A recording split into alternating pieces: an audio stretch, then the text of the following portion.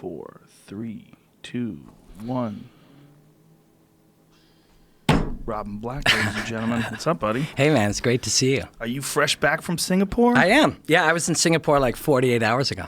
Did they make that special shiny silver one for you? Because that looks like that's designed for you. No, it does kind of look like it's designed for me, which is why I wanted it. You know? It's a rock and roll one championship, one FC championship. So what's it like over there, man? So let me explain to everybody. One FC is like the Asian version of the UFC. It's a gigantic organization that has been going on for how long now? 2011.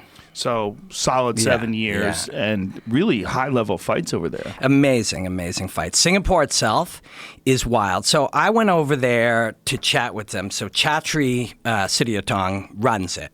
And he and I had been chatting, and I love kind of how they see martial arts. So they don't call it even FC anymore. It's just one championship. They don't even use the word fighting, really. It's martial arts. And the way I see it and the way I study martial arts and share it is an art form, like painting or yoga or, things of that nature. Less spectacle. That's always how I've seen it and always how I love it. And that's how they see it. And that's how they present it.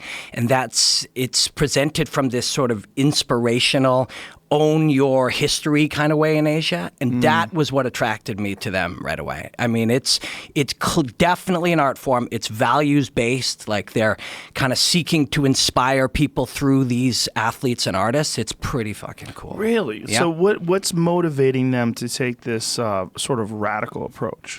So it's wild that you say that, because to me, this is the approach. So I think what we do, or the way that we present it in North America, is radical.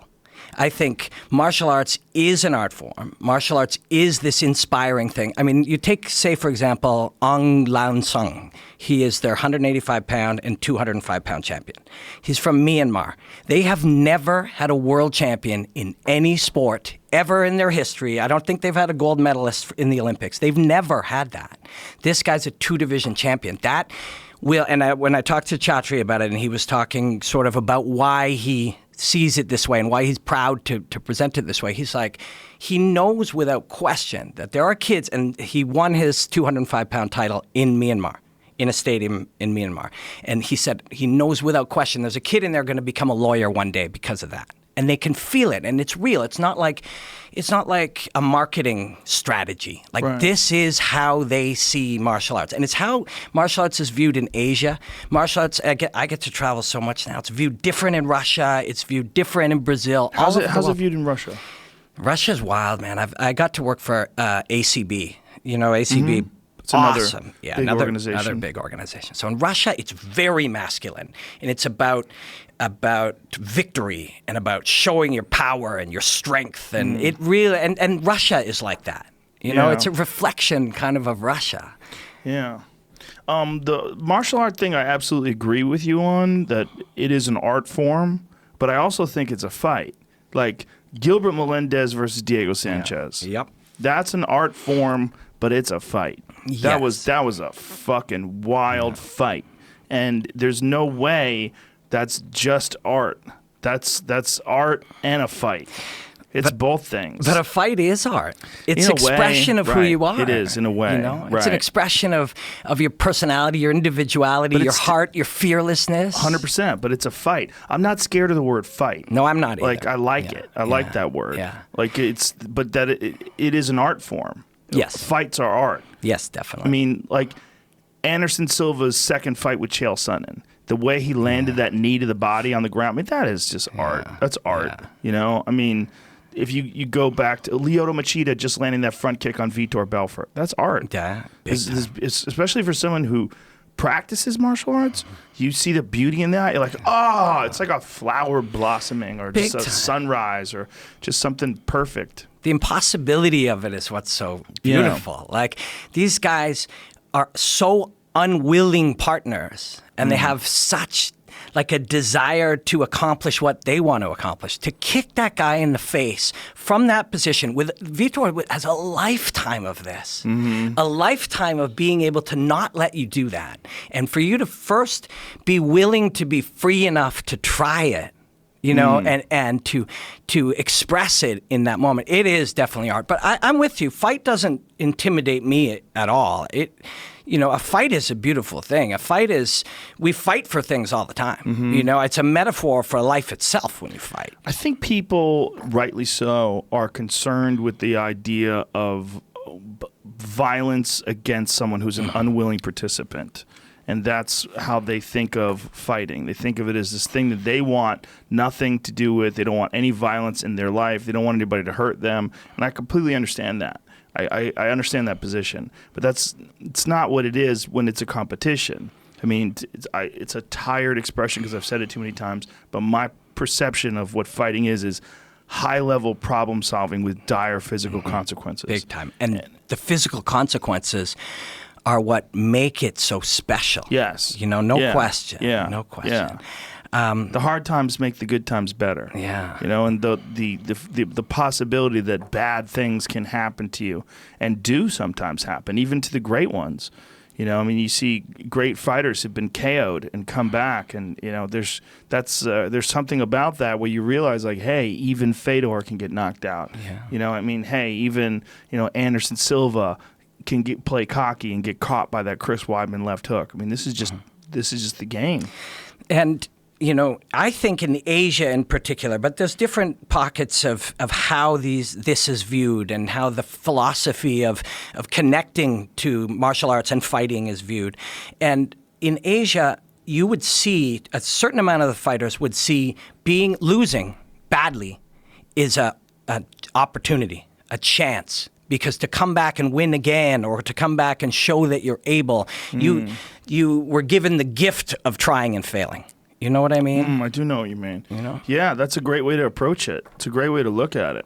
You know, I mean, that really is a lesson that the average person can take in their life. Like every time a person does have a bad thing happen to them, that terrible feeling is an opportunity to rise from the ashes. Yeah, and winning when you're just winning at everything and things come easily to you, that I'm sure it still feels good. But when you've gone through really hard times, or when you've been challenged by something, or you drop lower, the high of the success is so much higher. It's so much of a longer journey.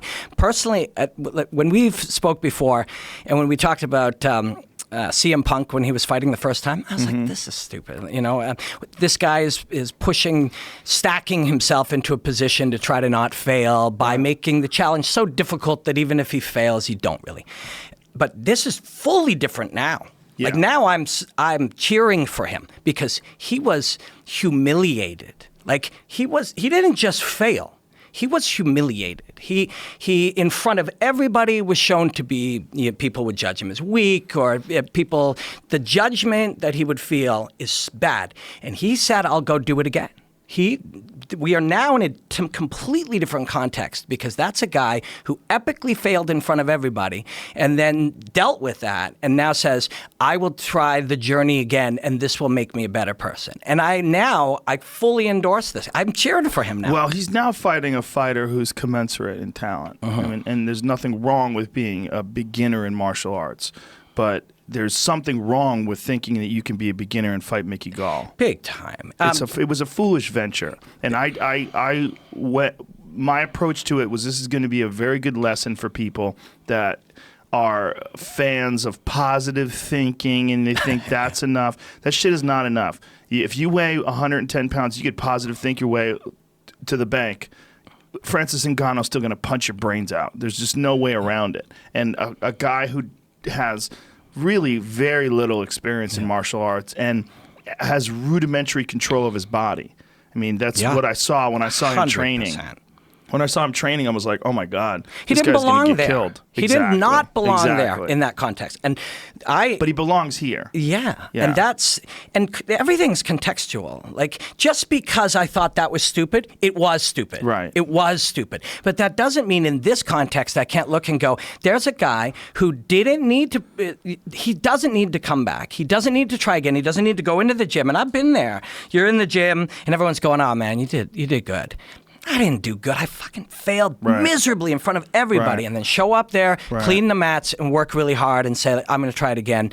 And yes, that fight, still, him and this guy, still should take place somewhere else. 100%. It should. I mean, it shouldn't even be on the Tuesday Night Contender show. No, it shouldn't. It should be in some amateur event somewhere, because that's really what they are. They're guys learning how to compete. Yeah. They're in the first fight in the pay-per-view. Yeah, It's fucking crazy. But that has nothing to do with them. That is a reflection on the company. That's a reflection on the choices that the machine makes. They probably also gave him a juicy contract. And, yes. in order to make that valid or viable, you have to make money off the guy. Yeah. But that, again, I think it makes it deeper and harder and more chances to fail epically. And I lost twice in a row and then still wanted to fight again. And still because I really wanted to. And it was important to me, and it meant something to me, and I was going to change as a human being by doing it. And I was ridiculed. I can relate to what he's going through. But I did it on a little show in Winnipeg, Manitoba. You know what I mean? Right. I would never have put myself in that place to look bad. But here he is, and here it is, and I'm cheering for him as a human being in a weird situation that has been put himself into a deep, dark, hard spot and saying, my way out of this is to try really hard and really go in. And the chance, all that I would want for him if I knew him and he was my friend, is to fight your way through some adverse situations, to be able to be in it and find when it's hard, you discover, yeah, I can handle when it's hard. I can get up when I've been dropped, or I can fight through not being able to breathe. If he loses and does that, it will have been worth it for him. No matter how much ridicule he'll take, it will have been worth it for him. What was really weird watching him walk to the cage was that he was approaching it like a pro wrestling fight, because he had done so many of these pro wrestling matches that he was walking to the cage with like pro wrestling mannerisms and everything. And I was watching this, and I did like an internal head shake, like, oh fuck, like this is, you can't. It was a terrible idea. Yeah. Like whoever on his side said that he could fight Mickey Gall, you're out of your fucking mind. Watch that kid fight once. That kid is very good on the ground. Yeah. Very good. And big and strong and young. Stand-up's not bad either. Yeah. And he's tough as shit, and he's smart, he's clever, and he's mean. Yeah. He's a mean fucker. And that is, at that stage, he was maybe 1-0, I think, or maybe 2. But it's still the lowest level that there is in the entire elite world of fighting. It didn't matter. It was the way he won. Yeah. Like, you saw it. You saw the way he took that guy's back and the way he sinks hooks in. And like, when he was on top and just delivered with like, but that's how and you're 100% right. If somebody's watching that is the reality of thinking, I won't really worry. I'll put myself in a situation that I can't win, but I've got guts and heart, and I believe I'm going to do it. You get the metaphorical version of that punch in the face if you go through life like that. Yes, you do. And you know what? You shouldn't do it in fighting, because you don't want those punches in the face if you can't avoid them. Like if you're in a situation where you want to prove your toughness and you want to battle it against someone who's of your skill level and try to figure your way through the maze of this contest, that makes sense. What doesn't make sense is getting punched in the face unnecessarily. Yeah. And when you fight, in my opinion, when I looked at that fight, I was like, Mickey Gall's going to smash him. This is just how it's going to go. There's very few fights where I can tell you this is absolutely going to happen. Like, here's a perfect example. Rafael Dos Anjos against Colby Covington. I don't know what the fuck's going to happen. No idea. I don't know. Nope. They're going to get in there. They're going to throw down. Let's see. Let's see. Mickey Gall versus, I forgot. CM Punk. Yeah. What's his real name? Phil Jackson? No. Hardman? What's his fucking name? Phil... Whatever. What? Yeah. CM Punk. Yeah. What is it, Jamie? Brooks. Yeah. Phil Brooks. Yeah. Sorry, Phil. I was like, well, this is a terrible idea, because he's just going to get. You can only get punched in the face so many times in your life. Yeah. And you have a number, whatever the number is. Everybody's different. Mark Hunt's number seems to be extraordinarily high. Yeah. Yeah. There's some people that can just take it. It's true. But you don't want it when you can't avoid it. And he's not going to avoid it in that fight. No. He was going to get smashed. Unless Mickey caught a crazy arm bar early in the fight, and that was what he gave him. Other than that, he's getting his face smashed in. And you should not do that if you don't have to. Well, I remember when we spoke about it, it's unconscious incompetence. And that, if you don't know what you don't know, like... it's a really fucking weird place to be. And we go through life that way a lot of times in a lot of different contexts until you find out, conscious incompetence. We're like, oh, fuck, I don't know anything about this. Yeah. He wasn't even at that point. Now he's at that point and he has a lower level thing. So, and, it was a mistake to start down this road, but you're down it now. Yeah. You're on it now. So, I guess. It seems to me that, he's taken, 2 years since that fight? Yep. Has it been about 2 years? It's getting there, yeah. And we've subsequently got to see Mickey Gall in some contests against some really tough guys Sage and beat them. And, beat some good guys. Yeah. And we got to see, okay, this kid is fucking for real, which is what we suspected all along. But we don't know anything about Phil. We haven't seen him spar. We haven't seen him train. But from what I saw, when I first saw him training, the first, when I first saw him sparring and moving around, I was like, God damn, there's a lot of work to be done. Yeah. Like first steps of Everest work to be done. It's like, this is, we're not talking about a guy who has like a deep background in martial arts, like Brock Lesnar. Yeah. Wrestling is absolutely a martial art. He was a legit top of the food chain amateur wrestler. He was a fucking monster. And a physical monster. That and a psychological monster. Like fighting is skills for sure, but it's your body and it's your mind. And when you are a heavy competitor, when you're able to focus in the deepest, most fearful conditions, Brock Lesnar did that. And physically, when you're aware, like you said, we're aware of where your body is in space and how to control it. That can take a lifetime. Yeah. And so it's a weird one. But I think it's something you also develop as a child, as a young kid. Like when you're in your developmental years, 13, 14, 15, your body's growing, and it's growing into whipping kicks and punches and shooting takedowns and landing chokes. Your body develops that way. When you're a full-grown man in your 30s, and then you're starting to throw roundhouse kicks and front kicks, and your body's all goofy and shit and doesn't want to listen right. It's not pliable. It's not elastic. It's just you're a different animal.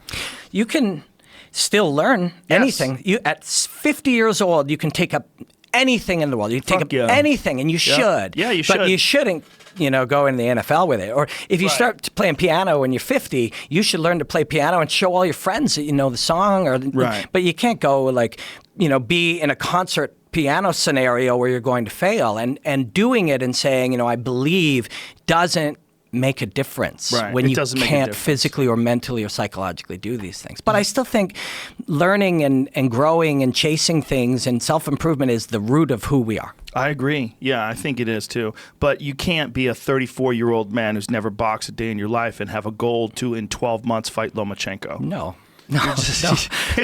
It's never going to happen. No. Or if it does happen, it's going to be a disaster. And there are giant exceptions, like 1 in a million of things where people do things, but there's always some other explanation. And often it is, as a youth, they created the neural pathways and the physicality and the connection to their body. I did gymnastics when I was a kid, and I loved it. It's a great base. Yeah, I loved it. And it helps you physically understand where your body is. Yeah. And so later on in life, I was always at least okay at sports because I understood how to move my body in space, and I understood where my hand was compared to my foot and how I balanced. And to learn that as a child, somebody who was a master of something as a kid who at 30 picks up another thing and has some really advanced learning abilities, there are exceptions. That we see rare exceptions, but you're right. Reality is still reality. I wonder too if those exceptions are genetic. I wonder if maybe perhaps someone in their family was a great athlete and it's transferred through their genes, which I am, as I get older, a firm believer in. I just don't think we know enough about what transfers through genes. But there's some freaky shit I see in my kids in particular where I go, okay, that is my fucking personality. Yeah. There's something, and I'm not teaching her to do this. This is something that's in her, like this repetitive exercise, like doing things over and over again obsessively. Like there's some weird shit that I'm like, I wonder if that's a neural pathway that's passed down through the DNA. It just seems like there could be a person who's never engaged in athletics, but maybe their grandfather was like a world champion boxer, and then one day they put on the gloves, and then they just sort of like start moving around, and the coach was like, "Hey, what the fuck's going on here? Where'd you learn how to throw your jab like that?" I'm forgetting Francis Ngannou's coach's name. I forget his name as well. Fernand Lopez. Yeah. Yes. He's a wonderful guy, a smart guy. He's been around like the best of the best through Europe. So, in Cameroon to France and these areas, and he's seen the best of the best that genetic crop of humans has to offer. Mm-hmm. And then Francis Ngannou walks into his gym, and you talk to next time you see Fernand, ask him about this, because you see his eyes light up, like that thing where there's like a color in the eye, and he's like, I just knew, like he said, I watched him do things, and his awareness of his body and how he could physically express himself, he said he'd just never seen anything like it. And this is week one in the gym. He said first sparring session, he didn't really know how to fight yet, but he said he saw him adapting and learning within the round against somebody who knew how to fight. And you see it in his eyes. He literally found a fucking unicorn that just strolled in off the street and came in. And then he was like, man, if he has some work ethic, if he is like, if he's passionate about this, if he can commit and learn and all that, he goes, physically, genetically speaking, this human being, the length of his bones, the speed of his neurology, all of these things, he said, you just knew. And you see it in his face, you're like, oh, fuck, that must have been wild. Yeah. Like, it must have been wild to experience that when you have a lifetime of seeing athletes. Yeah, it's like that scene in The Color of Money. I don't know if you ever saw that movie. Of course. With Paul Newman and Tom Cruise. When Paul Newman hears Tom Cruise break the balls for the first time and turns around, he's like, the fuck is going on over here? And he looks over and he sees this kid. There's certain people that just have this crazy talent, and when someone has been around for a long time as a coach and had a bunch of untalented or reasonably talented or very talented people, this big stew of humans come into their gym, and you see that one unicorn that steps in. And he's also a case where his father, he doesn't have a background. He didn't have a background in martial arts before he started training, but his father was a great street fighter. And it's entirely possible that something was carried on through him. Or something was present in both that allowed them both to be capable of doing that, rather than the learn to pass, because we don't know how that passes genetically from behavior. We know that genetically we may behave similar to our parents or kids, but we don't know if that came from that. But I'm always weirdly uncomfortable thinking about genetics, because Why? I don't like the idea that we're limited by them. And I know that we're not on some level. But we are. But we are. But you that and I are not going to play basketball against LeBron James. But if we identify, no, we're not. No, if we do, it's not going to go well. True. Okay. No, there's doubt, definitely some truths. I'm 5'6" on a tall day. Like, that is a genetic limitation that is undeniable. Right?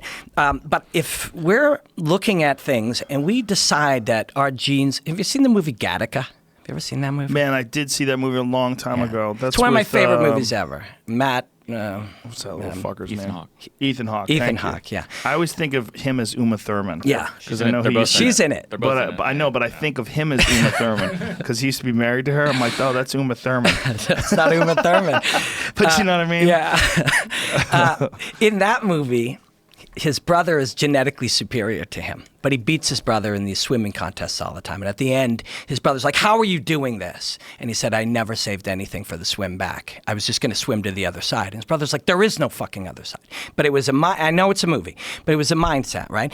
And the truth is that, like, talent, okay? So you're talented at certain things. Jamie's talented at certain things. Francis Ngannou's talented.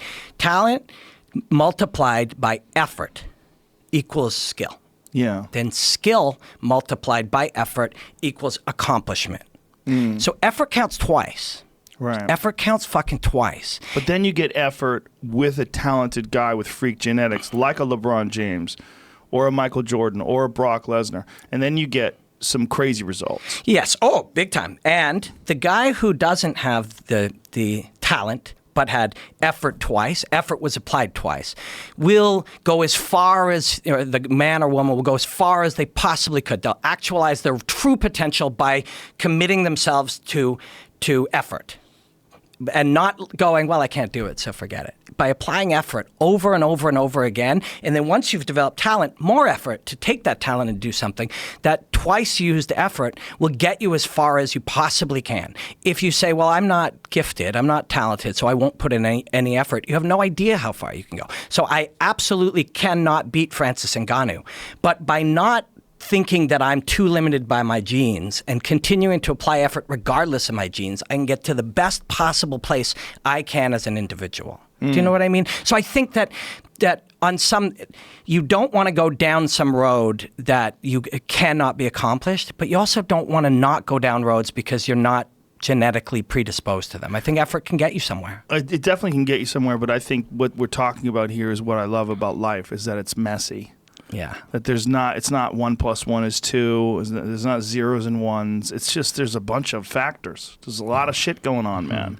And that's why when something magical takes place, when you get a George St. Pierre, or when you get a Mighty Mouse, when you get someone who's like, whoa, like look at that. Like there's so many factors that lead you to be Gennady Golovkin. Yeah. There's so many different things have to fall into place. Or here's a guy, like, how about Michael Bisping? Like, Michael Bisping is just one of the toughest motherfuckers ever. You just found the perfect example. Yeah. But you found the perfect example. Yeah, Michael Bisping is one of the toughest motherfuckers ever. He's not extraordinarily talented in any one form of MMA. He's not like the fastest guy. He's not the strongest guy. He doesn't have this great background in Brazilian jiu-jitsu where he's just a world-class strangler, and if he gets your back, you're fucked. There's none of those things. He's just tough as fuck, and he's one of the most mentally strong guys. Like, even Tim Kennedy, who was here the other day, Tim Kennedy's like, God, I hate to give him a compliment, but he's so fucking tough. Yeah. You can't deny him. You can't. So, and that goes right back to this, and I think this is at the root of questions about life. Was Michael Bisping genetically tough? Is he genetically, mentally tough? Or did he work really hard and just push himself through things, and that one day when it got really fucking tough, he didn't give up, which taught him that he shouldn't give up, which taught him to go even further, which made him push himself?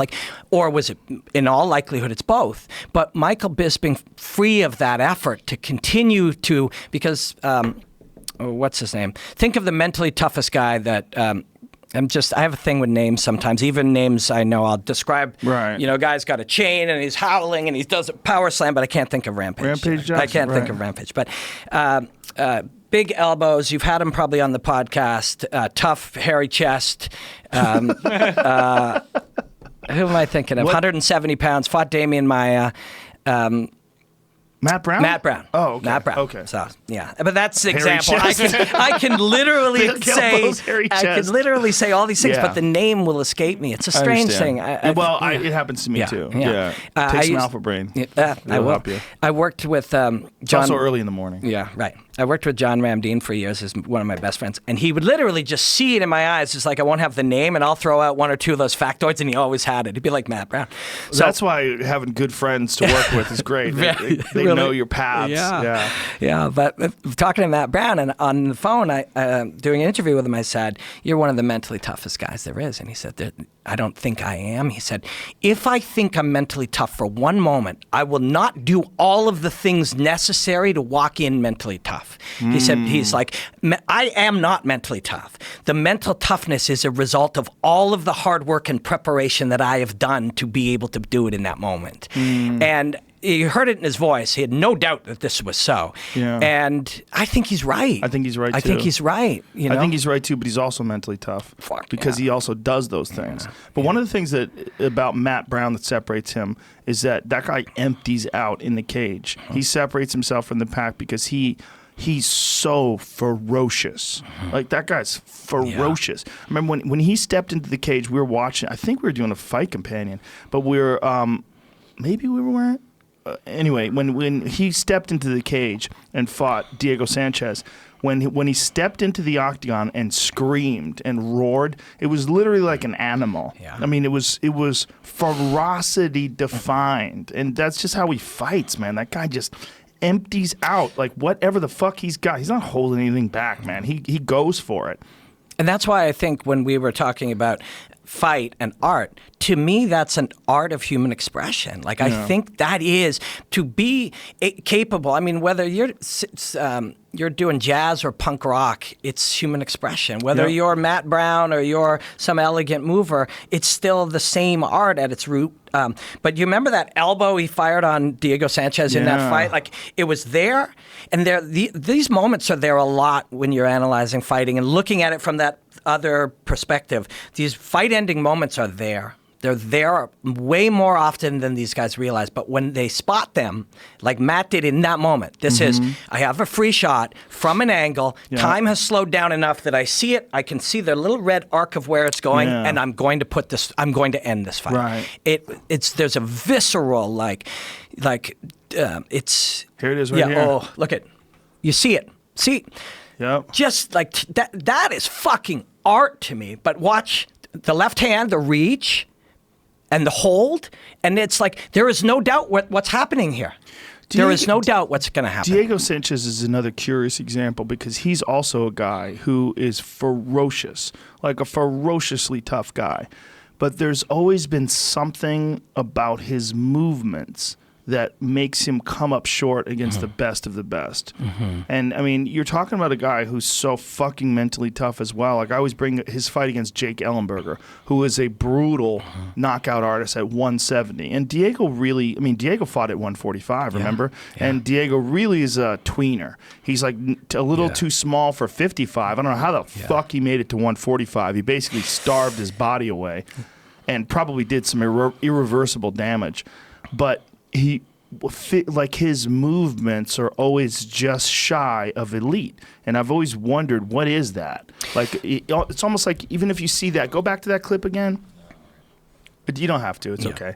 But there's something about even the way he steps. Yeah. He's not stepping the way a TJ Dillashaw steps. You know what I'm saying? Yeah. So I see it as his sort of intention. He's over into, oh God, that is so nasty and so perfect.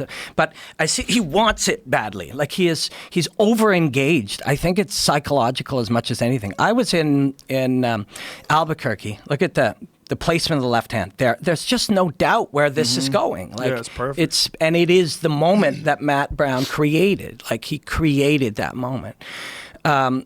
See, hairy chest. Yeah, hairy chest. It's funny. That's one of my reminder cues, right? But I think so. I watched Diego train in Albuquerque, and I love the guy. I was there interviewing Cub, who is my favorite artist probably to watch for many reasons. I'm not really sure exactly why. People can't tell you why their favorite band is their favorite band, but there are many things I can describe. But I was there to interview him for Monster Zim. It's a website in South Korea that when I became a freelancer, they were like, we'd like to give you some work. I'm like, well, that would be amazing. Like, we'd like you to go, he just fought Doo Ho Choi, so we'd like you to go interview Mr. Cub Swanson. I'm like, this is badass. This is like my favorite fighter. They're going to send me to Albuquerque. And then I hung out in the gym and analyzed them and watched and made notes about what I could. And Diego trains super intense. And he does everything super intense. And as much as he loves yoga, and at different times yoga and meditation has allowed him to do it differently, that hyper intensity, I think, doesn't allow the sort of soft relaxation that's necessary to really do what you're describing. You know? Yeah, I know what you're saying. Like, that's one of the things that people don't understand about striking hard and like having real power is that you're not fully tense through the entire movement. There's a lot of parts of striking where the momentum starts and you're almost like completely loose, like up until instance before the point of contact, and then it's bang. There's this weird thing that real knockout artists have that you don't see in these fucking super tense windmill guys. The windmill guys are too tight. Totally. But a guy like Ray Robinson will throw a pop. Like there was a Gene Fulmer Ray Robinson KO clip from the other night. I was watching online. I must have watched it like 13 times in a row. But you watch him land this. I think it was a left hook. But you watch the punch land. You're like, Jesus! Like the snap that guy had. But that snap is not. It's not. It's not fully tense. Here it is, right here. Like, look how loose and soft he is. Yeah, supple. Yeah, soft. Boom. Yeah. Look at that. Look at that left hook right there. That one softens him up, ties him up. But everything is like the way he's flowing. moving. Yeah. He's swimming. Yeah, I mean, it's just... He was an amazing boxer, dude. And you're talking about a guy who had like, 100 and something fights, right? He's almost gentle, right? Like he's soft is the right word. There's a suppleness, there's a calmness, there's a relaxation, and mentally too. Like you know that idea of there's a storm going on and in the middle of there's this calm area. That gentleness, that calmness has to be in your mind to allow you to do this. And that's where Diego is. Look at that. Come on, man. Just look at that. Just that's fucking incredible. And that left hook right here. Here it is. Bing. Yeah. I mean, and even just to create that moment and to see that moment, you know? And to set it up and lay traps and see when the guy is moving his hands down,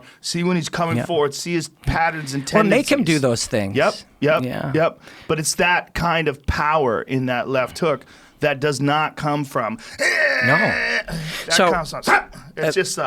Slap! That's just this little twist that he does. Like, come on, man. Here it is right here in slow-mo. Bang! And it's his hip, and there's like... so I did... I'm sure you saw it, or I think you saw it. I did a little breakdown of your kicks. I did see that, yeah. And it's just, that's what I was zooming in on, was this double pulse, and that's real. That is the neurology of high athletic performance. So I have these friends that I've developed, that I've gathered over the years, and I love what I do, man. Like, I'm happy every single day, and a big part of it is I've met these people that I have these conversations with. And sometimes they're very long and deep, and I have friends that are PhD psychologists, and this one guy, Dr. Stu Mcgill. Do you know who he is? No, I know that name, though. Yeah, you've probably heard that name. I'm sure somebody has mentioned it because you're around different athletic types of all types.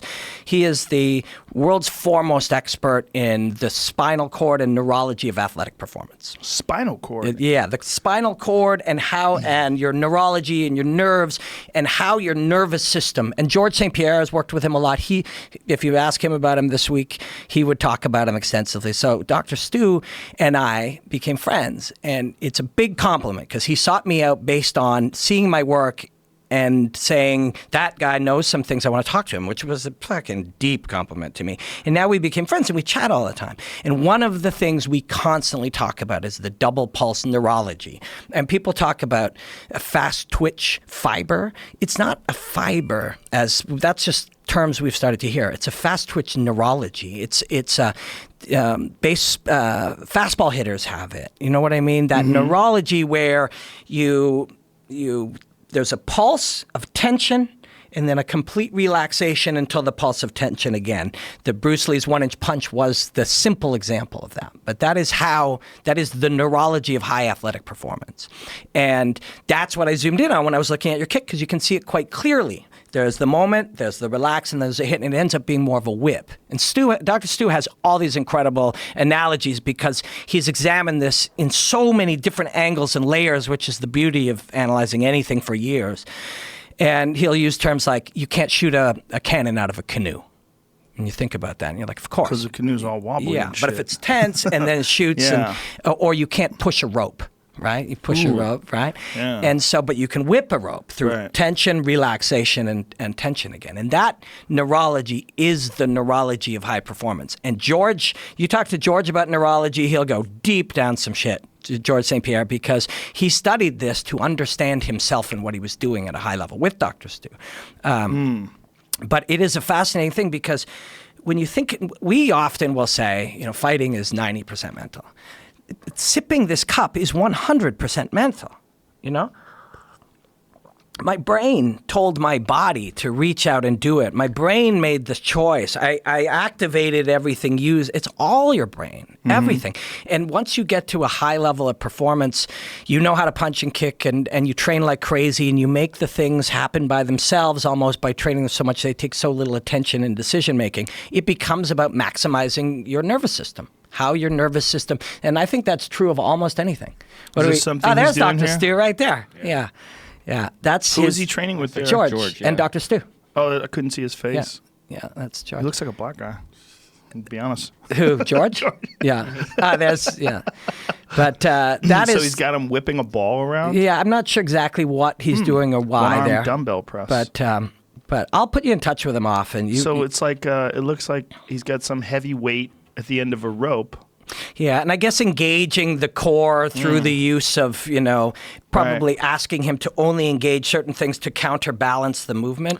I'm surprised to see George wearing your typical running shoe when he's training with the thick heel. And, I'm still surprised to this day when I see when you talk about neurology and activating muscles and tissues, like there's so many athletes that still train with those big cushy-bottomed running shoes. I mean, I think that is crazy. Big time. It's weird. Yeah. It's weird. I mean, you should be doing that kind of shit barefoot, especially a fighter. You fight barefoot. You should be wearing nothing on your feet. And the only thing connecting you to a stable surface is your foot. Yeah. I agree 100%. Sometimes when we're trying to make sense of these things, we go to multiple different sort of perspectives of it. So I'll take what I learned from Dr. Stu, and he's just my friend now as well. So I like hanging out and chatting with him about like way out there aspects of these things. But you talk to Erwan Lacour as well, who has a different sphere of connecting to this kind of thing. And Erwan starts with the foot.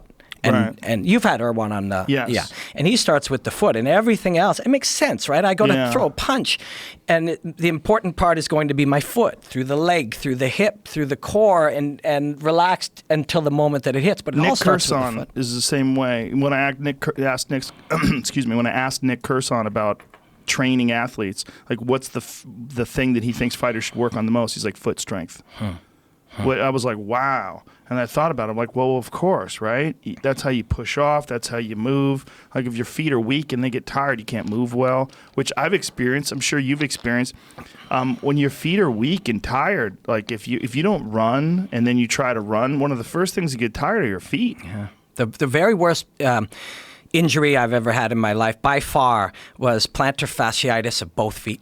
Oh. My last fight. And I was through training and everything. And then I had my fight in Montreal, and the whole strategy was get into a place where I could be safe and use better knowledge of the situation to fatigue the other guy. So a lot of the 7 or 8 minutes of the fight took place with me pressuring him against the fence, just driving off both feet, pressuring against the fence to try to land things or create lines for different weapons. And it's only 8 minutes, but 8 minutes of intense drive from my feet. And then we went on vacation the very next day. And that night, we grabbed margaritas and we walked around the resort. And my feet were destroyed acutely for 3 or 4 days. Like I couldn't walk. And the inflammation was so unbelievably bad. It was like bricks.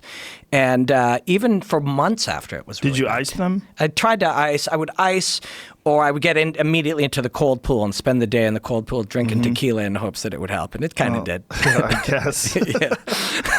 Yeah, foot pain is. That's one of the things that hurt Dominic Cruz in his comeback fight when he fought T.J. Dillashaw. You notice he was like kind of limping a little. We were attributing it to the leg kicks. He said that's not the case. He said what was going on was he had plantar fasciitis because he had multiple injuries that he was recovering from during that training camp. And when he got knee surgery and he came back from that and he tore his groin, he tried to really ramp up his training. He was doing a lot of sprinting and a lot of different things with his feet, because obviously he's very footwork intensive with his fighting. And he fucked his feet up, man. His feet just weren't in condition to do the kind of stuff that he used to be able to do. And the first thing he got was plantar fasciitis. Schaub had it too. He told me it was one of the worst things he's ever had. Me too. Yeah. Think of this for the big picture meaning of this for Dominic. So you got somebody else, and they're going about fighting and their career as a martial artist, a competitive fighter, one way, and Dominic goes about it a different way. And through Dominic's choices, moving, training, footwork, he avoids a lot of the damage that these guys will take. Mm-hmm. But you can't avoid, something's going to go. Right. So instead of getting kicked a lot and punched in the head and taking all those things, the training necessary to make that not happen fucks up something else. Like, you can't get away from it. Right. You're going to work yourself until your body gives up. Even Dom, brilliantly finding a way to work outside of taking the damage that they take, still could not get away from damaging his body. TJ Dillashaw versus Cody Garbrandt, the rematch, is one of the most intriguing fights of the year for me. I'm really, really curious about that fight because I know those guys were tightly matched in the gym, and I know that Cody cracked him with a big right hand before TJ put him away. Yeah. And so and he was stunned. Yeah, he was stunned. I mean, he got rocked. And I believe when Cody cracked him, it was towards the end of the round. He was. Yeah, and so he had an opportunity to recover. I mean, who knows if he had caught that right hand in the first minute of the round, what had gone on. But when TJ recovered from that and then landed that head kick and then, knocked him out and put him away, you got to see, like, what a high-level, high-stakes game these two guys are playing. And, TJ has, through Bang Ludwig, has really radically improved his movement, his footwork, his angles, his approach. He's so versatile with his ability to switch stances, his ability, he's constantly cutting angles and striking as he's switching stances, and there's so much information coming at you if you're fighting him. Your brain's overloaded if you're not used to that. And even the guys who used to train with him, I believe, in Alpha Male, are not used to what he's doing now. I agree. Because it's at a far higher level. That said, Cody still has a fucking missile in his right hand. Yeah. It's so goddamn fast. His hand speed is so fast, and his fluidity and efficiency in his boxing is so good. It's just a very, very interesting fight for me. That's about as good as it gets right now, like from the raw materials of those guys and the skills that they have. But I am definitely with you as far as my deep curiosity of the choices of the coaches, because, and you talk to some of them, different ones. I've got a few key friends that I talk to on a very regular basis, and so what it will take, what we would decide to do to train to make our guy the best in the world, or try to be the best in the world in 10 months, if we take a different strategy and we start to build them to be the best in the world in 3 years, it's a different game. And that's what Dwayne's done. Yes. Dwayne has said, we will, and it's fucking hard work for Dwayne too. Like, that's the thing that people won't necessarily appreciate. They'll be like, oh, he's a brilliant coach. That's nonstop, constant searching and examining and trial and error and reinterpreting his language of understanding where the chaos is and understanding,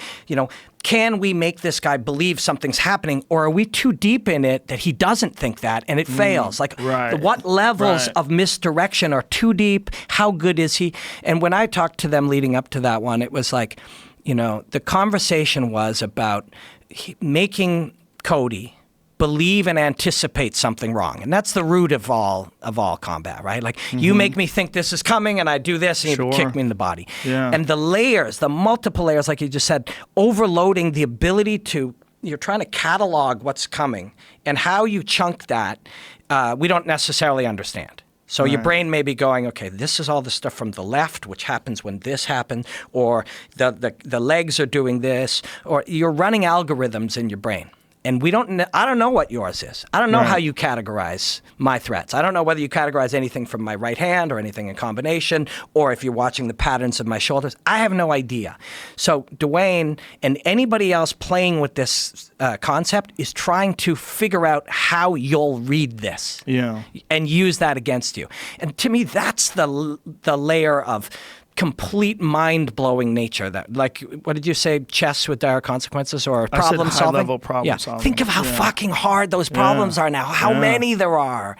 That's the game, and it can be done at this level because their skills are so good, their minds are so good, they're physically so good, they're capable, they're fearless, they're confident, they have all of those raw materials, and now we're playing a game that most of us cannot comprehend. And they've also sparred countless hours together, so they understand each other. And they've told each other lies for long periods of time. Lies on lies. Yeah. I one time went with, I worked for a company called the Score Fighting Series. It was a brilliant show. Like, it was kind of Canada's Bellator. Like, it was on the same network, and they aired Bellator, and it was very, very good, developmental league stuff. And that company brought in Forrest Griffin and then a bunch of poker players. And they were on a train together, and contest winners on the thing got to ride on this train with Forrest Griffin and a bunch of high-level pro poker players. And I was there, and that was the first time I met Forrest, and he's a killer, smart dude. But you watch these poker players who are all riding together, and they all know each other, and they're just telling each other lies all the time, trying to like tell stories about things that represent the fact that they are, conservative when really they're risk takers, or trying to tell each other things that make them think they're crazy, but really they're calculating. Like, they are telling each other lies ongoing, and they're gambling with each other and shit. It's completely degenerative. But that's the kind of thing that's happening on some level with the high-level fighters, too. Making them think certain things about what they will do or believe they'll do. Almost everything they say, the fans and the audience, we should assume is a game chip. Is like something to make the other one believe something that might in that moment let me land that kick if he thinks that I'm, whatever, right? It's manipulative stuff.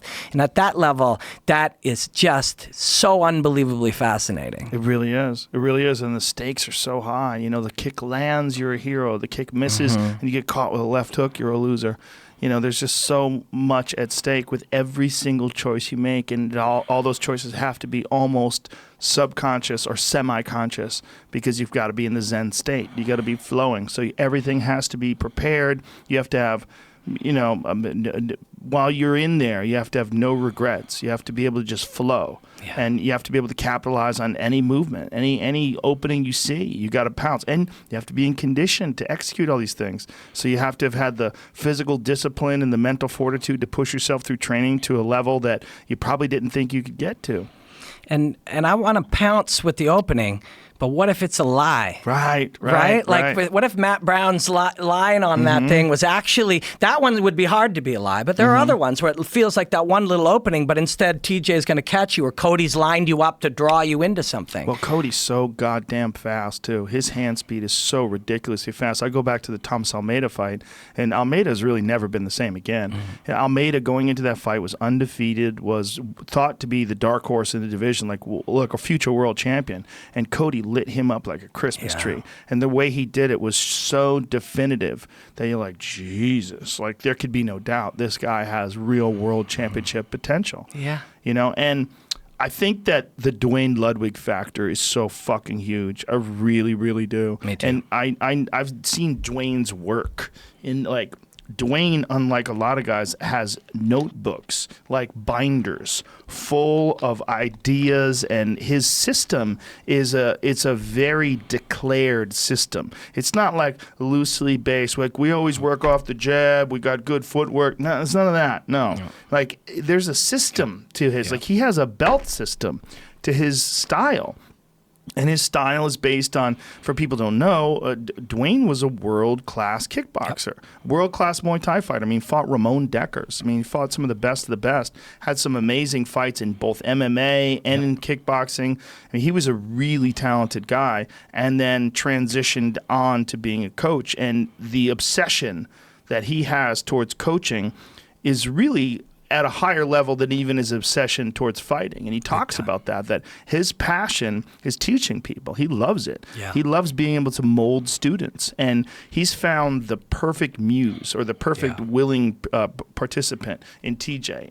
And TJ and him have a very unique friendship, and a very unique student mentorship sort of relationship. It's really, really interesting to watch the two of them together. Wild now, the super gym with 20 guys, and then you've got and Dwayne has tons of athletes too, but a commitment and connection to TJ. Then you got Matt Hume and Demetrius. Like, you've got a few of these guys who are just like, we will funnel all of my experience through everything through this super athlete. But like you talk about those books, the only way that you get to a point of this level of mastery that we're talking about is that you must go down some fucking road for 6 months that amounts to nothing so that you learn that road isn't the road. Yeah. And the only way, and you can't give up too early, and what if by going down it long enough, some different concept about how you switch your feet in a certain moment. You think maybe that ain't it, but you have discovered that by pushing through some of these concepts long enough, you find it, so you stick with it long enough, and it turns out, no, Dwayne or anybody else reaching that level of mastery has gone down some rabbit hole for months or years and discovered the only value they got out of it was, well, no, there's lots of value. That wasn't the rabbit hole, and the process of searching this rabbit hole has made me better at searching rabbit holes. So those two values, some of the stacks of his books are things that didn't work, and he will probably appreciate those just as much as any of the ones that did. There's also TJ's approach is really interesting to me because TJ is obsessed with improvement and knowledge, and he keeps talking about his fight IQ. And, you know, him and Dwayne, I've been around them, I've trained with them, I've worked out with them, I've watched him coach TJ.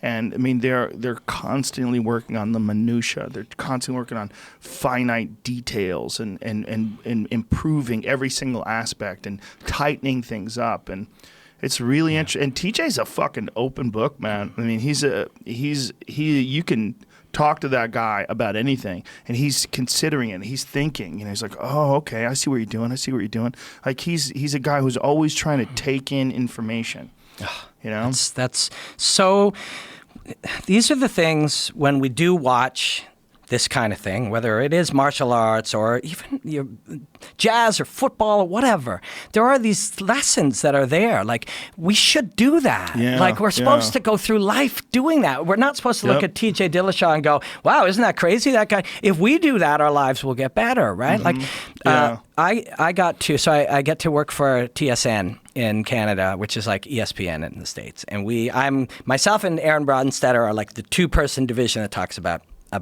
UFC and fighting. And they went, and when George was fighting Michael, they went and said, you know, could you approach, you're friends with George and his people, could you approach them about doing a half-hour-long documentary on him, about his comeback and training and stuff? And I did. And at first, George was open to it, and his Rodolphe, his manager, was like, oh, God, I hear the word documentary, and I know what that means. It's going to be months, and there's going to be cameras, and it's going to be a distraction. I said, I'll just travel with George, and I have the best producer, Simon, the best producer we have, and we'll just travel with him. And they said yes. And so I got to travel with George for a month, 6 weeks, off and on, New York, LA, Montreal, life, eating ice cream, training with Freddie Roach. Yeah. That must have been interesting. When is this going to come out? It did come out before, so mostly in Canada. But I'm going to send a message. How do I get that? I'm going to send a message immediately after we get off here to Simon and the rest of them and say, where is that right now? And then I'll tweet it out. Because you could learn a lot from a guy like that. Oh, man, it changed my life. Like, really? Yeah, because you don't get to be around the greats of the greats and study them, and we're friends, so I can talk to him. Like, we hang out. I got to fucking train karate with his team, like point karate. You know, so he'd be, oh, Robin's training with us today. What kind of point karate training do they do? And do they do this to practice like blitzing? Yep. And just think of this. Like, you were big on point karate like 2012, 2013, and I didn't disagree, but I didn't really get. There it is. The mind of GSP. Yeah, there it is. Yeah, it. It was so magical to see. Like, and I wasn't just like, how does he kick? I'm like, how does he think, and why does he do the things he does, and what's his motivation? And it really made me a better human being getting to do that. But so what I didn't really connect to is sometimes there's something so simple and we don't see it because we're deep in whatever we're in. But the idea of point karate, people right away say, well, they're just touching each other. It's like, true. So if I'm training to just touch you, I'm not training to hurt you. Okay, that seems like that's not valuable.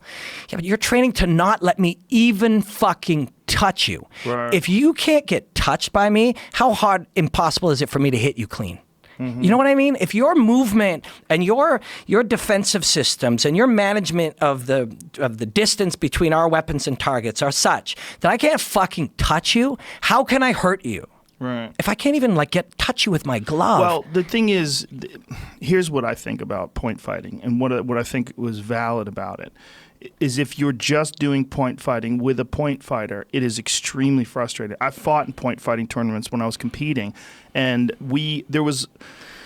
I came from a full contact Taekwondo background, and we fought in these tournaments, and the object was to knock people unconscious. And you would fight, there were 3-minute rounds, and you would fight, and you would try to kick people into another dimension. I fought very similar in Canada when I was a kid. There was a lot of people that I trained with that openly dismissed point fighting. And the reason why they openly dismissed point fighting was because they would stop every time someone would get touched. And I would be like, well, in the real world, or everybody would say, in the real world, you don't just stop when you get touched.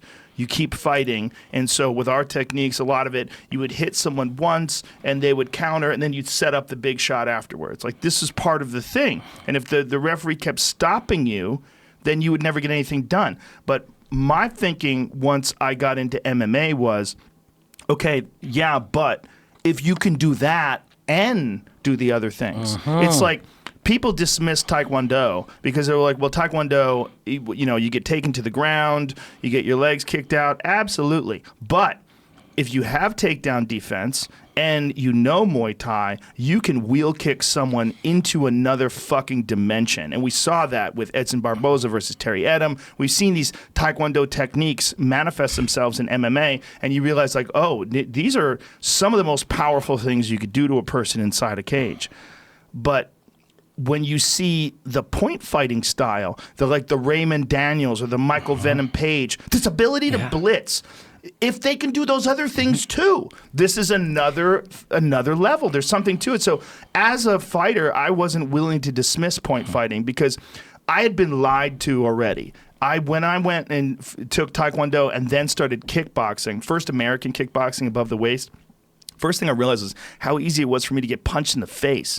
I was like, oh, okay. Now, if I'm trapped in this ring and I can't go anywhere and someone's throwing punches and I don't understand how to get away from them, and I'm used to this Taekwondo style of having your hands down low, I'm getting fucked up. So I've been lied to. Taekwondo is not the best martial art. None of them are. Yeah, exactly. None of them are. There is no best martial art. There's something absolutely legit about that blitz, that karate blitz that some of these guys can do. And I fought some really good guys in those karate-style tournaments, and I got an ass made out of me.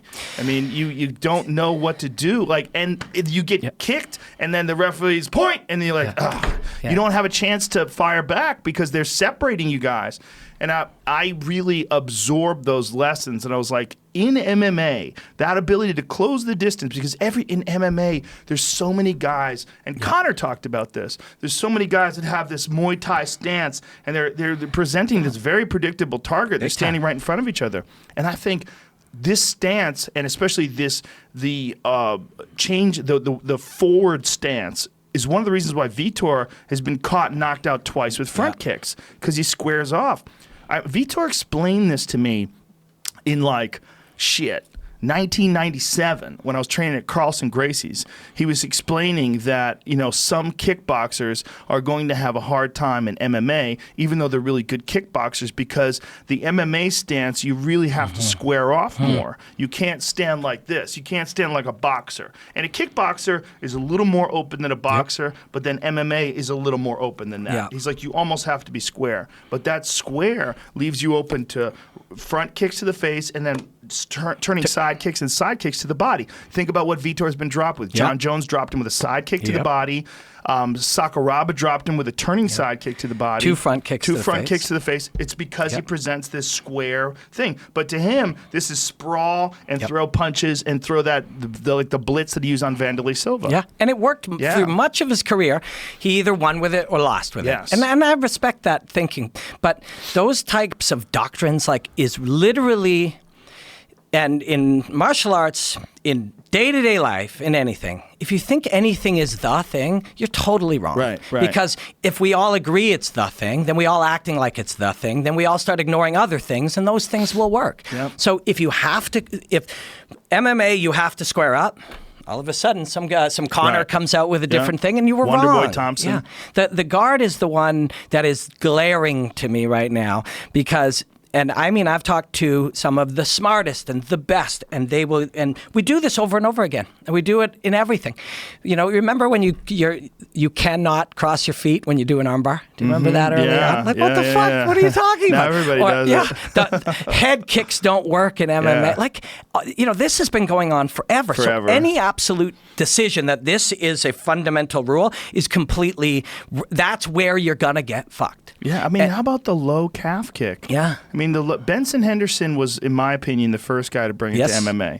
And he started doing that back in the day, but not at the effectiveness, the level of effectiveness that we're seeing now. That low calf kick is fucking people up. It's really interesting. And then they'll adapt, and then it won't work, but that adaptation will put something else available. I think the problem with the low calf kick is that you really can't condition the lower part of your leg the same way you can your thighs. And I think it's going to keep working. But then we have to not get hit by it. Exactly. So we'll make a change to not get hit by it. Once we do, that'll force us to do something else that someone will take advantage of. It's amazing how quickly it works. Like, if you see a guy get hit with a brutal leg kick, like, it takes one or two and then they start to feel it. There's something about the first low calf kick, you see guys wobbly. Like that muscle is like really the insertion at the bottom is so small, and it's taking so much work. Like, it's carrying so much. Yep. Yeah, it's and these are when things work beautifully. And again, like, I used to take anything we'd talk about and I'd bring it back to fighting.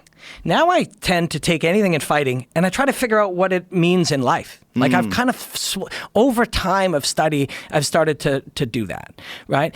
And this is true of this kick, and it's true of anything. It's like, it works best when the physiological truth, that calf is small and weak and thin, works with the systemic issue. He's got his foot there, and the way he's standing is such that you can hit it. Those two things together are making that thing work right now. Yeah. You can't change the strength of the calf. So the only thing we can change is how available that calf kick is if we don't want to get hit with it. So we must change that. And if we do, we've changed a lot of different things, and now something else is available that Dwayne or Duke or somebody else is already planning how to take advantage, that you've made that adaptation. Yeah. And that is, for me, what is eternally fascinating about martial arts. But again, those are the lessons of life that are there. If you can't see that the world around you has changed dramatically and you act as if it's the same, you get fucked up. Yeah. You will get fucked up. You know, I bring this to Paul Daley versus John Fitch because that fight was extremely frustrating to Paul Daley and frustrating to a lot of people that were watching it too, because John Fitch was just able to take him down and kind of do what John Fitch does and hit him on the ground and kind of beat him up and control the position. And you know, at the end of the fight, Paul's yelling, boo. It was so strange, you know, but this is a guy that if you just stand with him, he's going to fuck you up. Like, if you just decide to trade shots with Paul Daley on your feet, he's got a left hand that is a goddamn nuclear missile. You know, and basically everybody he hits with that thing goes night-night. It's scary. Even Lorenz Larkin, who's a seasoned striker, he got clipped by that left hand. It's like, yo. The ability to generate and create that amount of impact is elegant. It's like elegant. It's like our human bodies and minds don't do all that many things that are that unbelievably beautiful and rooted in our history as human beings. You know what I mean? This is at the basis of what it was to survive and protect and expand and stuff. And you see it right there when Paul Daley hits somebody. Like, it's unreal. The opposite of that scenario is Johnny Hendricks was fighting Stephen Thompson. And Johnny Hendricks wanted, when Stephen would come in, he wanted to drill him with hooks and uppercuts and then get to his body and take him down and do what John Fitch did. But Stephen's like, you're not doing that. And after he kicked him and beat him up at distance and then finished the fight, Johnny was being interviewed, and he's like, well, it wasn't my night. And Johnny's a classy guy overall over the length of his career. He sometimes gets heat, but who cares, right? Like, the opinion of other people shouldn't matter to Johnny Hendricks. But Johnny said after, he's like, well, I was kind of hoping he'd come in and trade a little more. It's like, Why the fuck would he do that? That's not his style. Yeah. That's a ridiculous And that's what thing you to hope want. for. He wants to do what you don't want. Yeah. The whole goal is to do something that benefits him in the scenario and does not benefit you, which would be exactly what he did. Which is what brings me back to the Paul Daley John Fitch fight. Like, this is the answer to that style. The answer to that style is take you down and not ever let you get up and force John Fitch's game on you, which is what makes fighting so interesting. If John Fitch had just decided to go cowboy and bite down his mouthpiece and just wing punches at Paul Daley until one of them went to sleep, that would have been a great fight for Paul Daley. Great fight.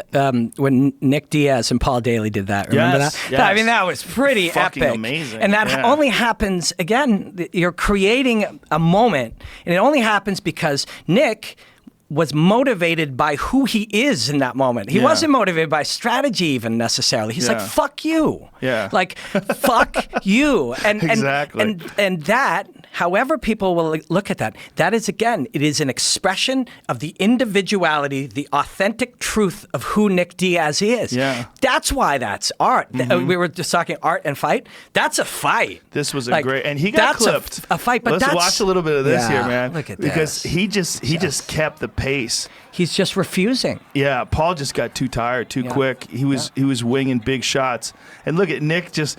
Oh, that right there. Yeah. See, he got clipped. That's his left hook you're talking about. Yeah. This is over. Okay, it's over. There, we're done. No, because Nick won't be done. Yeah, well, I mean, who knows? Maybe if Paul was in better condition. But this is the end. The end is Nick just battering him. It's crazy that he beat him in a striking contest. Yeah. But he did it with will. He was always a great boxer. Yep. But I mean, and again, this is a metaphor for life. Like, you got a wall. That was one of the greatest victories ever. Yeah, it's fucking really unbelievable. Was. That was the quintessential Nick Diaz fight. Look at him. Look at him. Yeah, I know, right? And there are people who don't like him. I love that guy. Me too. Because what we're searching for, I think, is we're trying to be authentically who we are. Yeah. I think that's all we're doing. Yeah. That's what Nick Diaz is. Whatever the fuck you think he is, he is authentically Nick Diaz. Yeah. And the metaphor to me is Paul Daley is a wall, and you can dig under it, or you can go around it, or you can trick somebody to give you a rope, or you can climb it, or you can disassemble it. And Nick's like, fuck it, I'm going to go through it. I'm going to go through it. Yeah. And there are many ways to choose to live your life, and that's how Nick Diaz lives his fucking life. And that's beautiful. What sucks is that he hasn't fought in forever. Yeah. I mean, he hasn't fought since the Anderson Silva fight. That's crazy. Yeah. And it's crazy that they suspended him for marijuana when Anderson Silva tested positive for steroids in that fight, and he got a shorter suspension than Nick. That's a reflection. That's a leftover cultural reflection. Well, it's also that Nick refused to pay the fine. Because that's Nick Diaz being authentically Nick Diaz. He's like, you're not getting that money from me. See ya.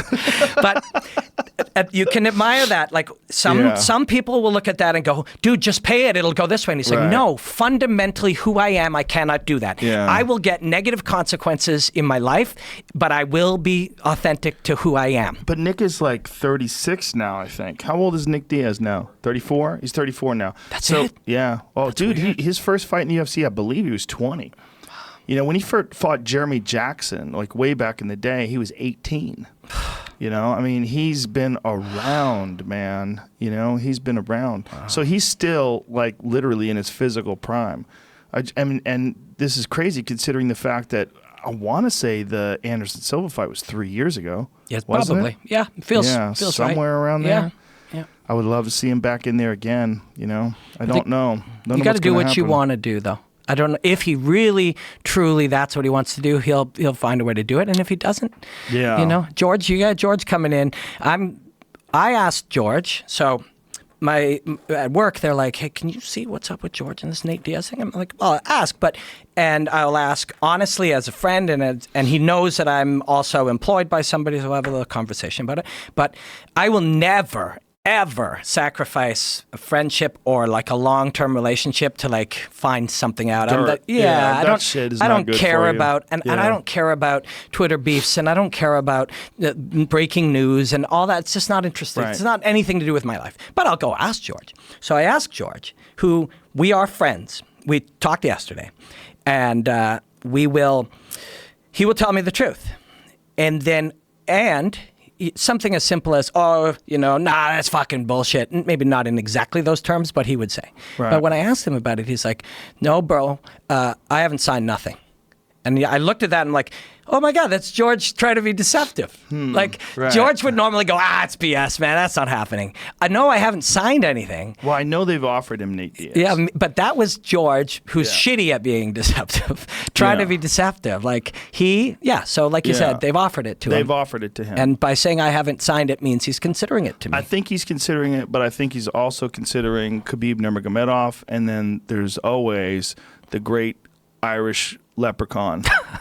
I think those are the two big fights. The two big fights are Khabib at 155 or even 170. Yeah. GSP wants the winner of Conor McGregor versus Khabib, not Nate Diaz. Insider drops bombshell. And this is May 19th, Saturday. Oh. Yeah, I'm sure he wants that, but that fight would have to take place first, and who the fuck knows when Conor or Khabib would fight afterwards.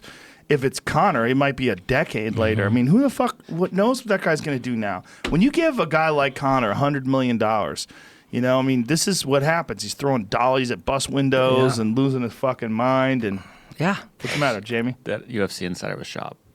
Was it? Yeah, it was on his podcast. I just saw that. I just scrolled down. Says UFC Insider. Why not they just say Brendan Schaub? Everybody knows who Brendan Schaub is, you fucking idiots. That's fucking funny. He's some obscure insider. Yeah. Obscure. Well, I'm sure he does want that, but if they offer him a fat paycheck, and they really should if they want. Look, the UFC's in a weird position. They bought the company for $4 billion. I don't know what it's worth, but I would guess it's probably not really worth $4 billion.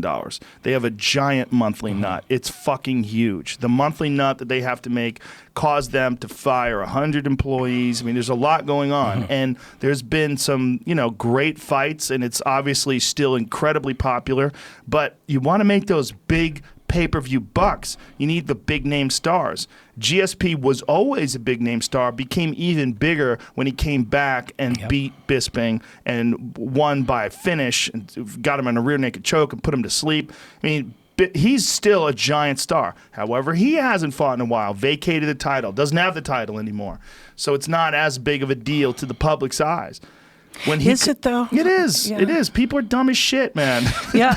See, the funny thing to me is, I always feel like, and I always feel like a lot of these mechanisms, title shots, rankings, belts, Twitter beefs, they were intended to be there as a short-term solution to give people a talking point until they till they got deeply invested and connected. Right. And I think that was, but yet somehow these sort of extra outside distractions became the focus. Mm-hmm. Who the fuck cares who's the number 8 guy? And who cares if these guys are mad at each other on Twitter? And the belt itself is a mechanism for discussion. What matters is the fight. And I know that it's like, yeah, but you're obsessed with fighting.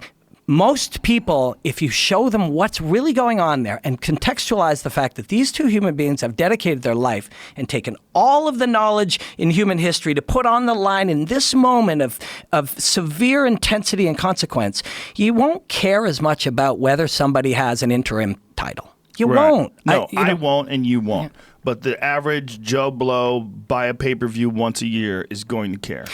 Maybe. Yeah, that's the idea behind stripping Tony Ferguson. Yeah. I mean, why strip him? Why take away his interim title? Let him keep the interim title. If you want to strip Conor, just strip Conor.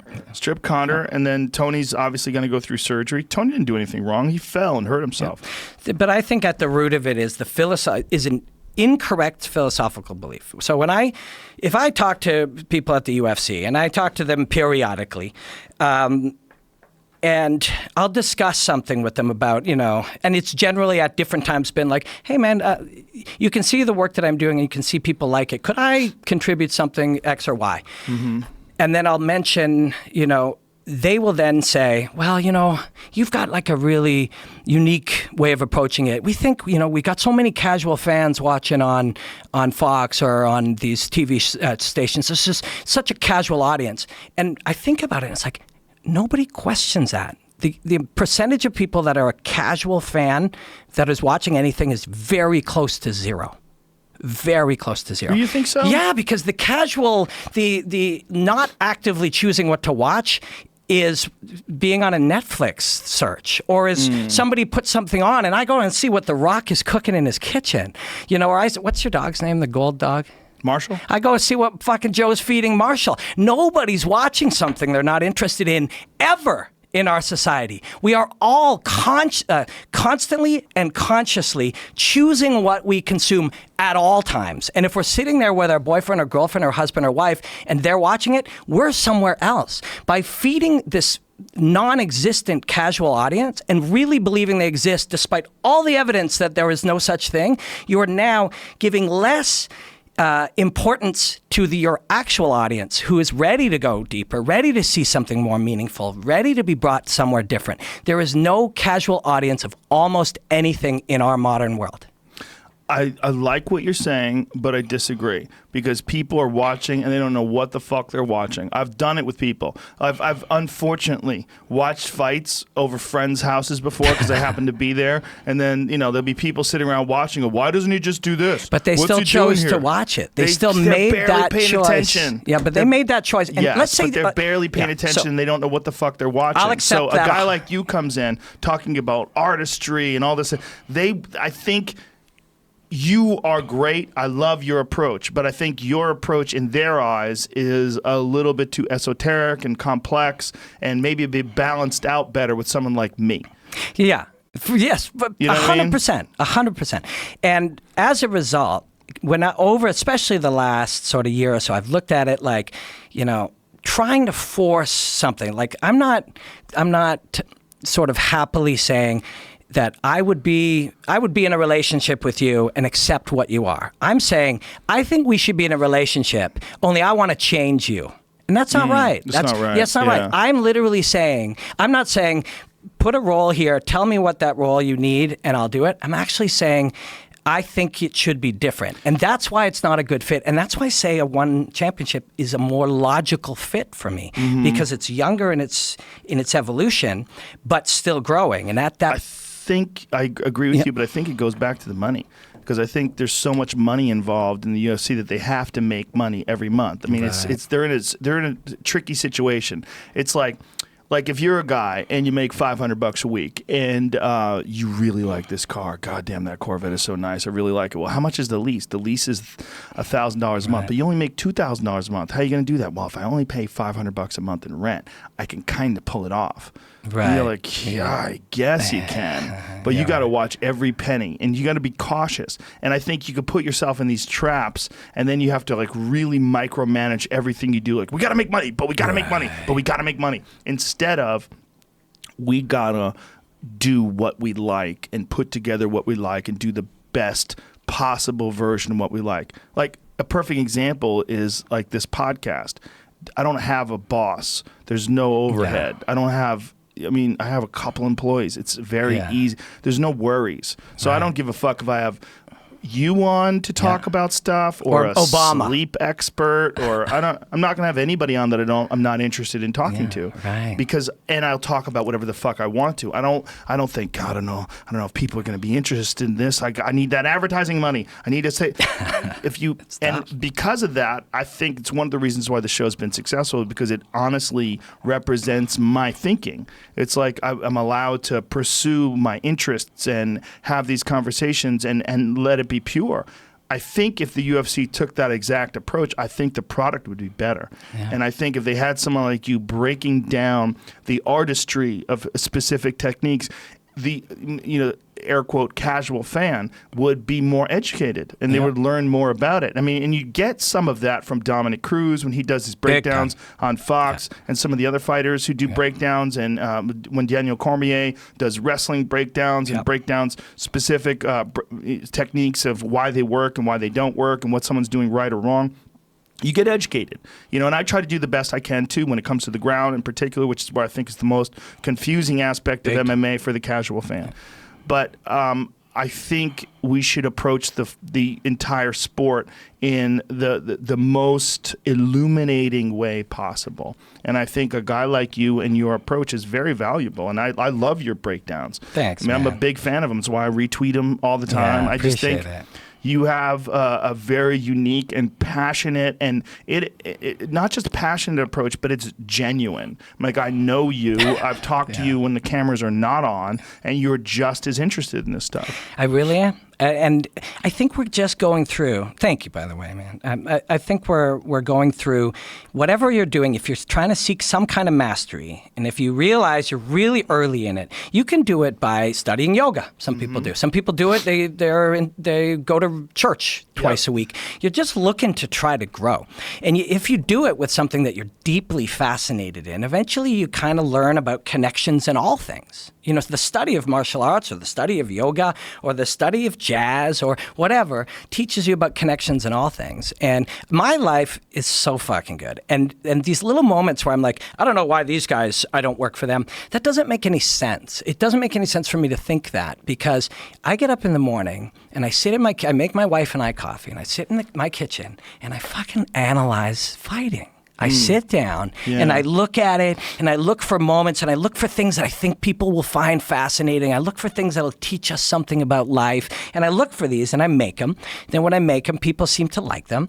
And then that gets me jobs commentating, where I fly off and I got it so fucking good to try to square peg my way into a large corporation, because years back I dreamed about working there.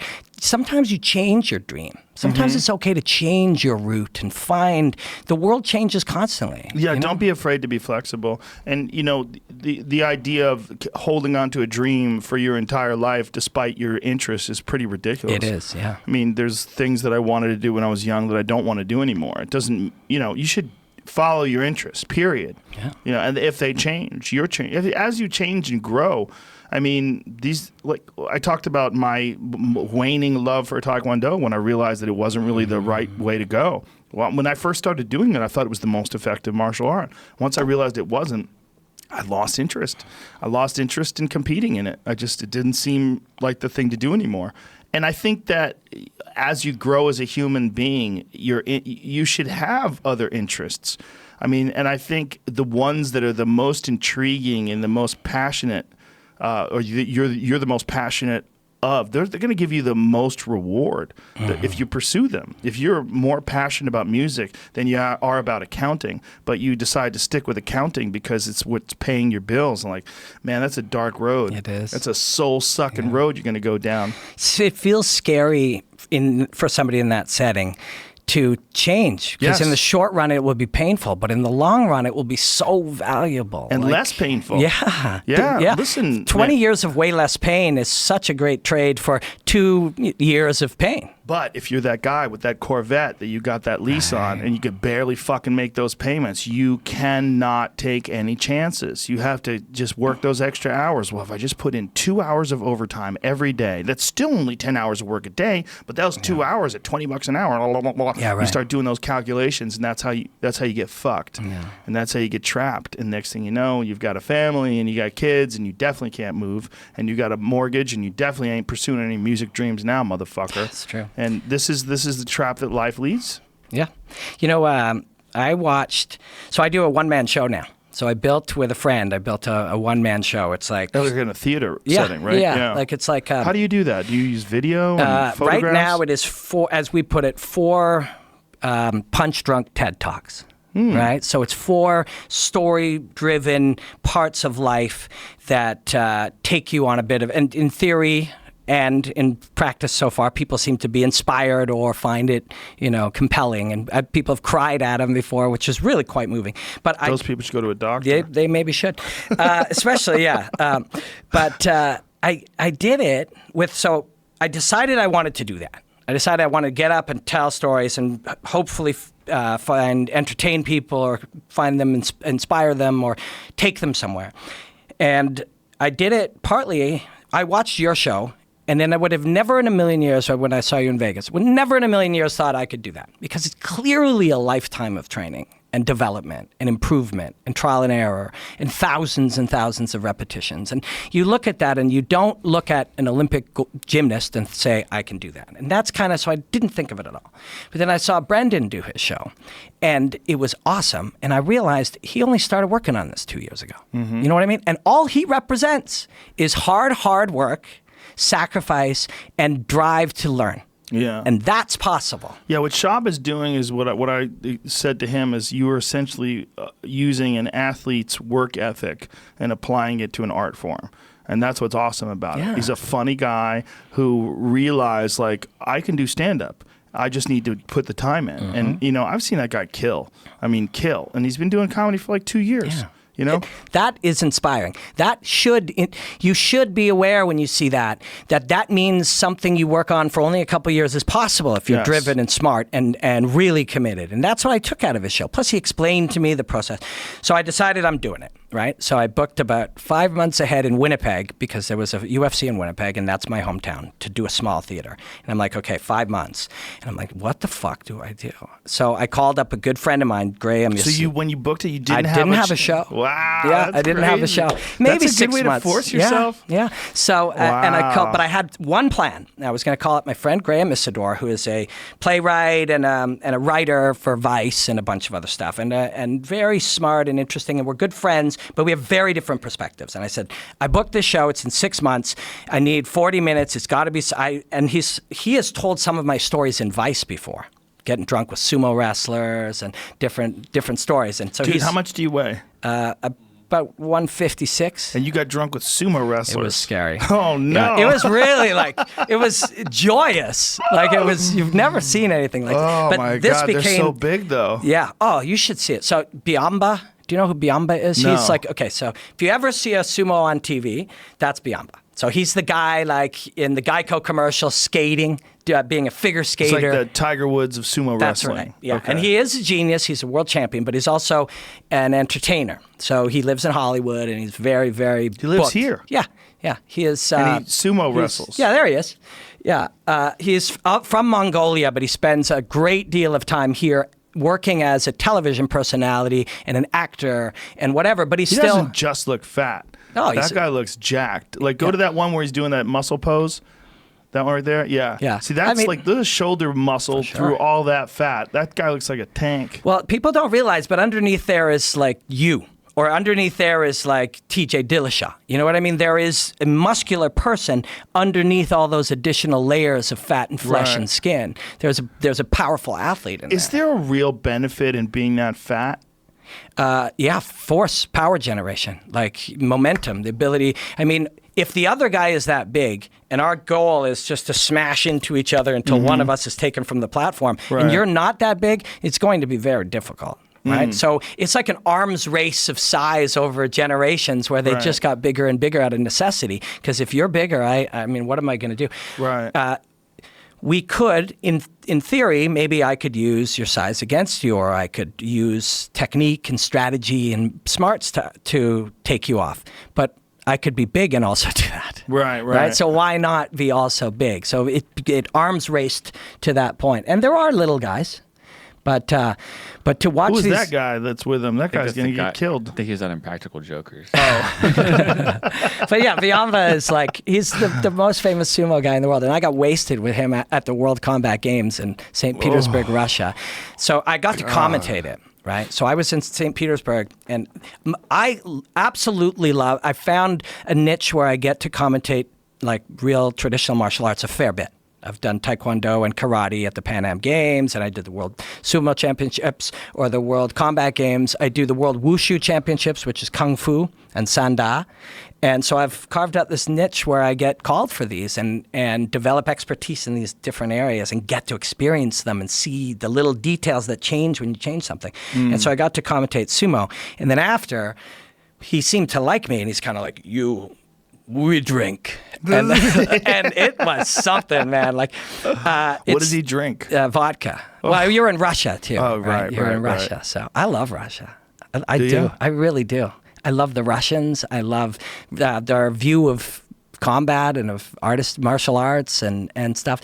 They're very straight. Like, you know, when you negotiate to commentate or to do some work, they're just straight. This is what we can pay you. This is what we expect of you. If you do that, we're all going to be happy. Like, it's there's very little bullshit. Frank Mir does commentary for them over there, right? Yes, he does. Yeah. He's very good. Frank Mir, I would hope that someone would hire him in America. They can't afford him. Is that He's what it getting is? paid way too well. In Russia? In Russia. Really? No Yeah. kidding. Well, Yeah. good for him. Yeah, he said that's why he couldn't do a deal with Bellator. No It's like they shit. couldn't, and his deal with ACB, who he loves and respects, and he's become sort of partners in there with Mr. Hasiev, who runs it, where Frank is now a partner of the presentation of it for American shows. He'll be part promoter. And I think Frank may even get away from some of the commentary. As much as he's good at it and loves it, I think he's interested in some of the other aspects of it now. You know, but they pay very well. They pay the athletes very, very well. You can be a guy that had a couple of UFC fights or a Bellator fight or two. They'll give you $60,000 US cash in your hand in an envelope at the end of it. You know, Interesting. Yeah. That's great. Well, it's always great that fighters have more options. You know, and I know Bellator has become a viable option to a lot of fighters, you know, like guys like Ryan Bader making good money over there now, and you know, Roy McDonald, obviously, who's their champion now.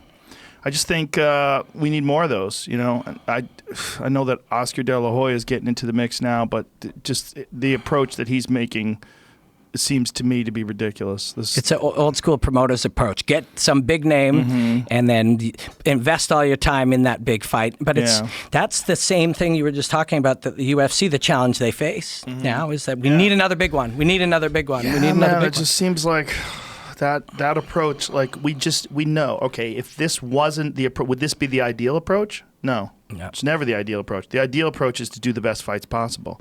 The ideal approach is not necessarily to make the most money or to have the most spectacular thing. Like when they were really promoting Ronda Rousey in the rematch with or the fight with Amanda Nunez and didn't promote Nunez at all. I was like, this is I'm a huge Ronda Rousey fan. Everybody knows that. Me too. I think she's a legend. I mean, what she did for women's MMA, she essentially was the reason why the UFC decided to have women's MMA was one woman, and that every woman's single Ronda woman Rousey. fighting now owes her that debt. It just passed her by, and it happened so quick, you know. But Amanda Nunez, I was thinking even before Holly Holm beat her, Amanda Nunez was the big threat. I'm like, that girl can knock you fucking dead with one punch. Yeah. She's such a ruthless striker.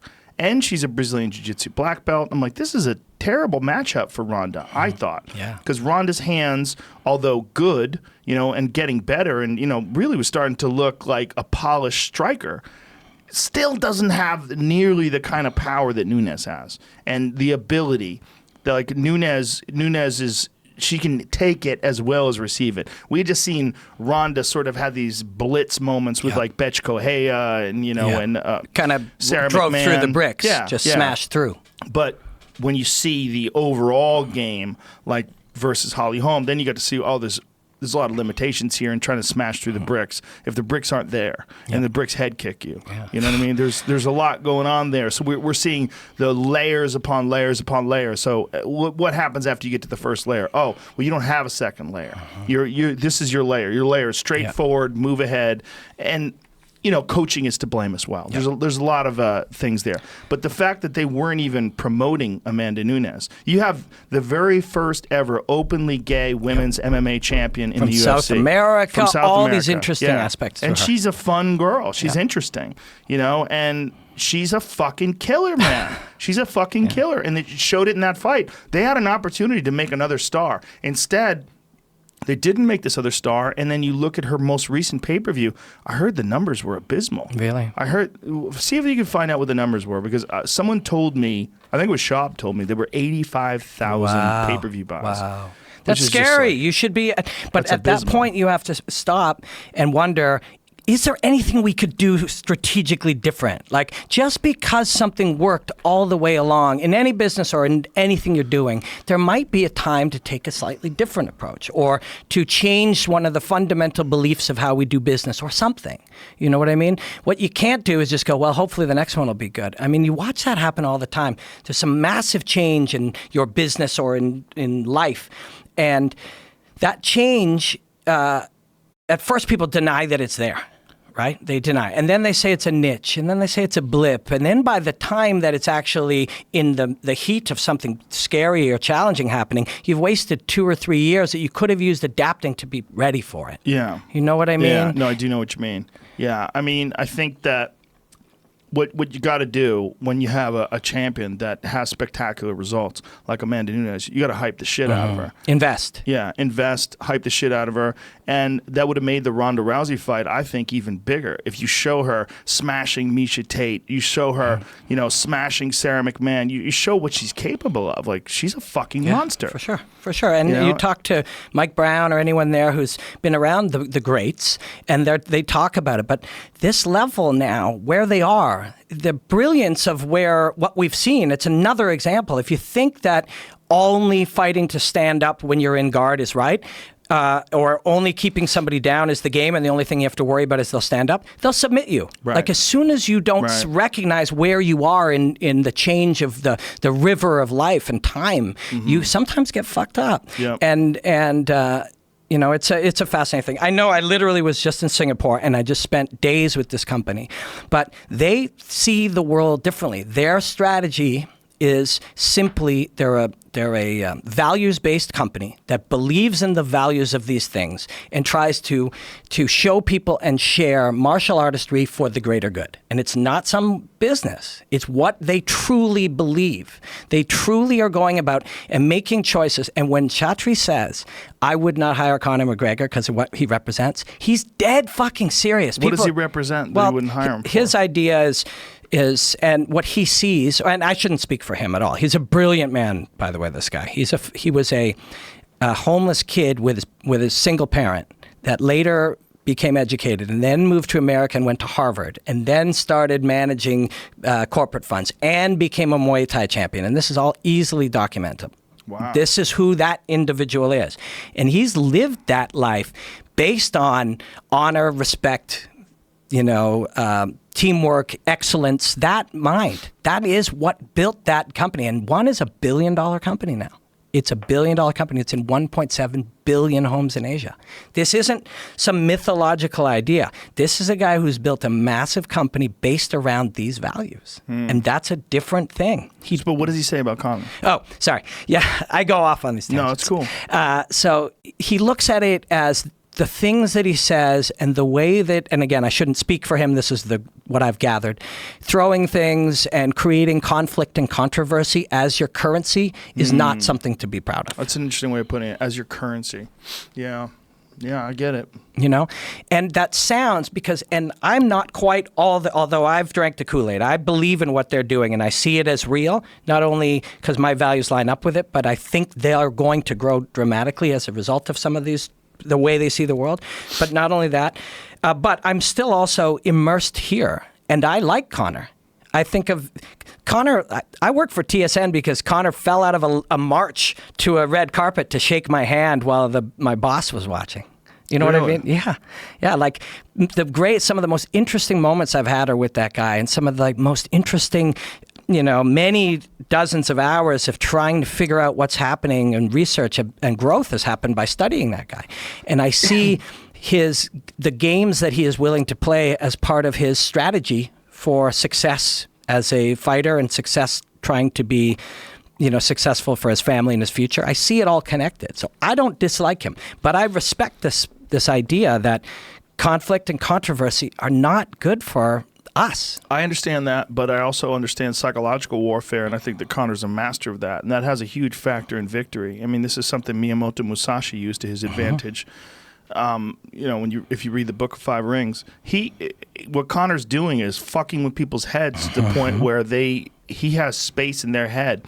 And then Conor goes into the cage like loose as a goose, relaxed and calm. So he's letting you know, I don't give a fuck about you, but you give a fuck about me, and I'm going to fuck you up right now. And you're like, no, you're not. You better not. You can't. I can't. This is too much. And Jose Aldo's the perfect example. Aldo was so out of composure. Aldo charged at him with that just leaping left hook and just got fucking waylaid on the way in. And Eddie Alvarez, the greatest game day performer, one of the great game day performers we've ever seen. And I talked to Eddie. Eddie's one of my favorites. And I admire and am inspired by Eddie Alvarez. Michael Chandler, too. Those two are like the same guy almost. Yeah, almost.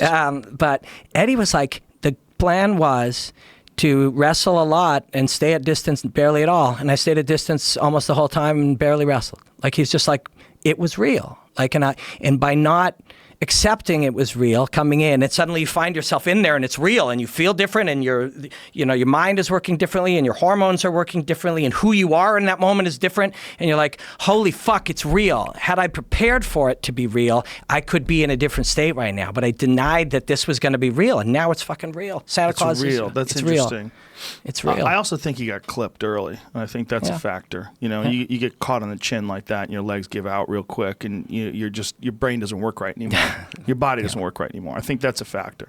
The ability that Conor has to land those sharp shots that come out of nowhere and blitz you and come at you so fast, and just drop those shots on you. I mean, his left hand is a fucking laser beam, and he's so good at landing it. Yep.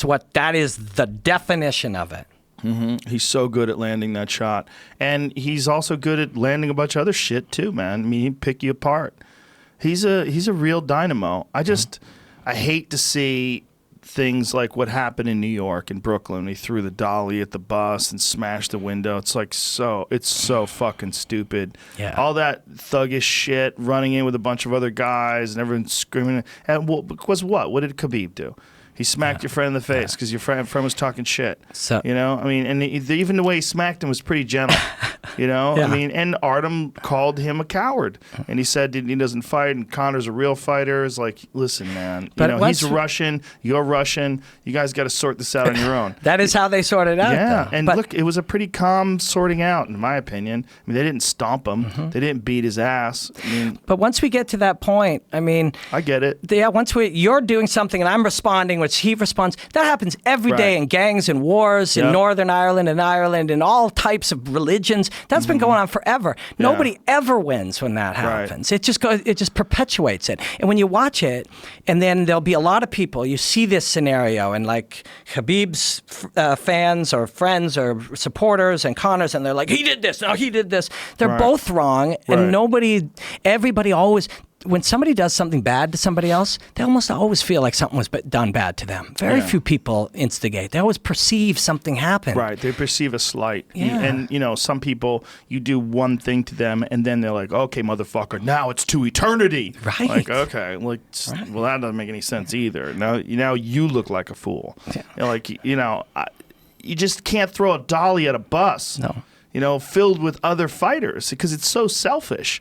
I mean, all those people that got cut, Ray Borg got cuts in his eyes. I mean, the whole thing is a disaster. So my theory, based on bits of information that we have, is that Conor, on some level, it reinforces constantly. If your kid does something terrible that we know is bad, and you give them candy every time, they're gonna do bad shit. Give her candy every time she does something bad. Reward. Conor's been rewarded. He gets richer, more famous, more influential, belts, and he's been given candy.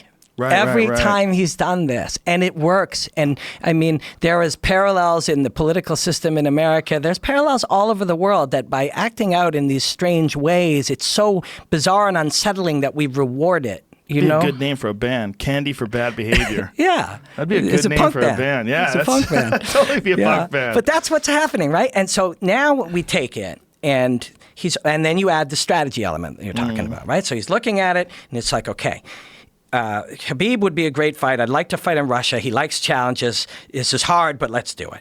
Now, if I create some viral controversy, which I did with Paulie Malignaggi, who's do you know Paulie? I've only talked to him on Twitter. Yeah. I don't know him I fucking personally. love Paulie. I like him as a fighter, and I love him as an analyst as well. And I like him as a dude. I really do. So he created that and it worked. And it's like, okay, on what level he's strategizing this, he's like, let's go do some pushing and shoving with Khabib and his guys. Some giving the finger, it'll be caught on cameras. One thing we know about Conor? He's always late. He's always late. He didn't plan to get there when they're on a bus. He planned to get there when they're in the hall. He planned to get there when there's a bunch of people around and security and it's easy to manage, little pushing, little shoving, a couple of cameras, and all of a sudden his $5 million payday is a $12 million payday in Russia and everybody's going crazy. It'll work. It's brilliant. But he's late. And so he shows up there on the bus. Now the cameras are out, and what's he going to do? He's got to perform. He came there to perform. He came there to do a thing. We showed up, and now it goes sideways. And that's the most likely scenario, is that it was let's do it. It'll feel right for us as as defending our friend, but also it'll have some inherent value when the cameras come out, and nobody will get hurt. And we'll I think you're probably right there. He's got a good point. But obviously, it's a terrible thing to do and stupid. You know, there's a way to manage that. But then there's people say, well, you know, now it becomes like the WWE. And, you know, there's people that love real fighting that have a real hard time with these fake WWE style scenarios where you know that whether it's Colby Covington, you know, like he did a promo recently where he had a girl by the pool and the girl sat in his lap and she was like obviously had a planned script and it seemed kind of corny. There's people who think that's great and there's people who fucking hate it. I'm the hate it. Yeah, I'm the hate it too. I don't have a real problem with pro wrestling. I joke around about it all the time, and I get the fact that people like it.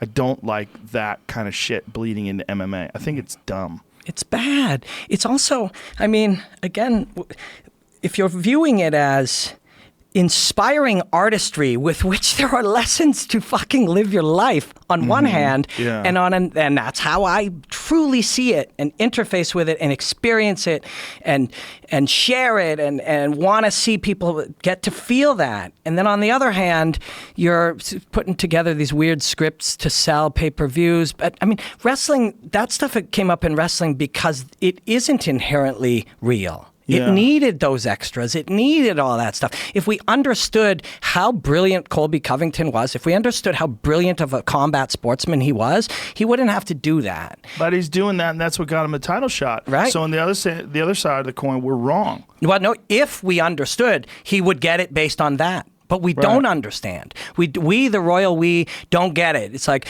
I'll see people talk about fighting after, and they'll be like... and some people's this is their idea of covering a fight, or fans or people, and everybody's entitled to their own thing, but they'll be like, yeah, the show was kind of a lackluster affair, not a lot of finishes. Fucking, you had 20 brilliant athletes interact, and your opinion of how it did or didn't excite you is super valid to you. But that's not what we were watching. Right, but what I'm talking about is like what got him a title shot. Yes. What got him a title shot is being an asshole. Because of the reality that we live in, that's what he had to do. Right. I mean, like what he did in Brazil after he beat Damian Maia, said this is a shithole. Yeah. That's literally what got him the title shot. I mean, if you really stop and think about it, he's ranked. What is he, ranked number 3? Yeah. He's only beaten Maia. I mean, he's beaten some other people, but in terms of top 10 contenders, in terms of like real world-class fighters, there's a lot of guys that are out there that have fucked up a lot of other people. Like Wonder Boy was like, how is this guy fighting for the title, or for an interim title, and I'm not? After he's gone through those 2 big fights with Tyron Woodley, beaten Jorge Masvidal, beaten all these, beaten Johnny Hendricks, beaten all these different fighters. Colby beat Damian Maia, and that's really the big name on his resume. Yeah. And but it's also because he's going to be fighting Rafael dos Anjos, who's a Brazilian. Right. He said a lot of stupid shit about Brazil. Brazilians hate him. Brazil's a giant market.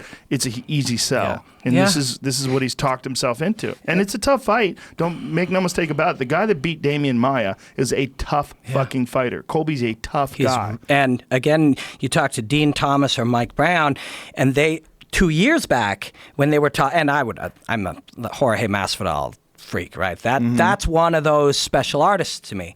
And so I'll be asking, like when I'll see Mike or Dean or these guys or anybody around that, I'm like, hey, how's Jorge doing? What's he working on? What has he changed? And they'll talk, and he's always training with Colby. He's deadly. He's one of the greats in the gym. The 2 of them are first there, last to leave. Like you've heard about how good he was under that public surface. But I see what you're saying. Based on what we've created, he doesn't have much of a choice if he wants to achieve his goals other than doing it this way. And the guys who are good at it, Chael, obviously, Chael is like really good at it. One of the best One of the greatest. And he's an entertainer. Yeah. And don't you love Chael? I love Chael. I fucking love Chael. So, and yet, this is something I find distasteful about this art form is that game. Yet somehow Chael is so lovable. I love Chael, right? But it's because there's a natural love of that kind of performance. Right. And Colby, and I've played around with it a little bit when I played in a band where you would be rude and arrogant and play that kind of game. It's hard. It's hard. It's hard to do. It's hard it's hard to be convincing. It's also hard to be hated all the time. That's real. Like you will feel the hatred of Yeah. all Brazilians who truly hate you, even though you were playing a game. Fucking real about that shit. Real. Brazilians are extremely patriotic, very nationalistic. You talk shit about Brazil, you better duck. Yeah. And got hit they in the head with a don't get the boomerang, joke. man. And in fact, even if you were talked to, somebody like a stereotypically passionate person we're talking about here, and you said it's a joke, and they'd be like, you can't make that joke. Right. Like, right. and their point isn't that, I don't care if he was kidding. The fact that he was willing to do that is so disrespectful to Right. all of us that we must slit his throat. Right. And that's what they'll chant when he goes to walk out there. Yeah. And they mean it. Yeah, they do mean it. But meanwhile, he just doubled down. He didn't Yeah. give a fuck. Even after he got hit in the head with a boomerang, still doubling down, swinging for the fences. What other choice, I guess, do you Well, have? look, it has got him to the dance. And if he wins 2 Saturdays from this one, or 1 Saturday, how's it go? Next June- one is Till and Wonderboy. Yes. next weekend. That's another one to talk about. Yeah. But if he wins, That's cool. if he wins, he will have a belt. I mean, it's not the real belt. I mean, it's an interim belt, but it guarantees him a shot at the real belt. Yeah. So it gets very interesting. So even like I know that my look at these sort of systems and the areas around it, I have a negative bias. Like, it's not about that, and I know that's negative to me. About the belt. Yeah, or the rankings or Right, the right. beefs or whatever. But the belt cannot mean what it meant before. By the nature of once upon a time, there were only ever 27 of them, and now there's been 340 of them. By nature, it cannot be as valuable as it once was. Right. And when there's 2 in yours, it inherently cannot have the value because scarcity is where value comes from. Yeah, it's really just a promotional tool. Yeah. It's a marketing tool, and it's a questionable one. There's a real good argument that it's a bad idea to have these interim title shots because, okay, well, what's the rules? You just decide when to have an interim shot, especially with a guy like Tony Ferguson, right? He beats Yep. Kevin Lee, spectacular fight, triangles him off of his Lost back. to nobody after right? that. Lost Did not to nobody. lose. Won the interim title, and then you strip it because he falls down during a promotion. He trips on some wires. It's not like he went and did something stupid outside of fighting. He was just doing wrong. promotion and he tripped on some wires. So, Freak accident. and really, if we move away all other things and just look at the systems at play and how and why it's there, if he had another 2 million Instagram followers, that would not happen. You're right. And that's it. You're right. It's strictly that. That is true, And, right? yeah. If Tony was a giant, huge star, there's no way they would strip him. No. Yeah. No, but by not being, because he's a character, he's an oddball, he's unique, he's one of a kind. We should celebrate that. He's one of a kind. He's an individual. He's different than everybody. That's a good thing. Also, if you're going to strip Conor, which they did, and you have Khabib fight for the title, the true title, and, look, that's arguable whether or not you should do that. It should probably be 2 interim fights or 2 Yeah. interim titles. Which because would be cool. He's not beating the champion. If he didn't beat the champion, he beat Al Iaquinta. How is him beating Al Iaquinta more valid than Tony beating Kevin Lee? That's crazy. It isn't. It's crazy. It doesn't make any sense. And no taking anything away against Al, but Al took that fight on fucking 1 day's notice. Yeah. That's So- even more ridiculous. And awesome. yeah. And awesome. Yeah. It Also, was a great fight, too. It was really fun. yeah. There's a bunch of, it was really fun. And Al Iaquinta's another one of these guys. savage. How can you not be inspired seeing Yeah. a guy, life is traveling along and all of a sudden you have this one shot at something, you're not ready, you haven't prepared in the ways you want, but you know what, I'm going to go for it. Right. That's a life lesson. Yep. And there's also there's a forgiving nature to this machine that is kind of admirable. Al has created problems. Al has had conflict with that company. And then they were still like, you know what, let's do this. Yeah. Ariel you know Helwani why is- they did it, though? They did it because they wouldn't use Paul Felder, the fucking athletic Yeah. commission, That's and all ridiculous. their ridiculous. All their wisdom. They decided that Paul Felder isn't ranked high enough. You don't know shit. They don't even know where rankings come from, Yeah. which is a bunch of people hanging out who kind of watch fighting a bunch and making an Yeah. arbitrary choice and then combining it. Yeah. Do you know what a first class noticer is? Have you ever heard this No. term? So a first-class noticer in business or any number of things is somebody who, over time, you start to see the different systems and how they interact with each other. And you are one.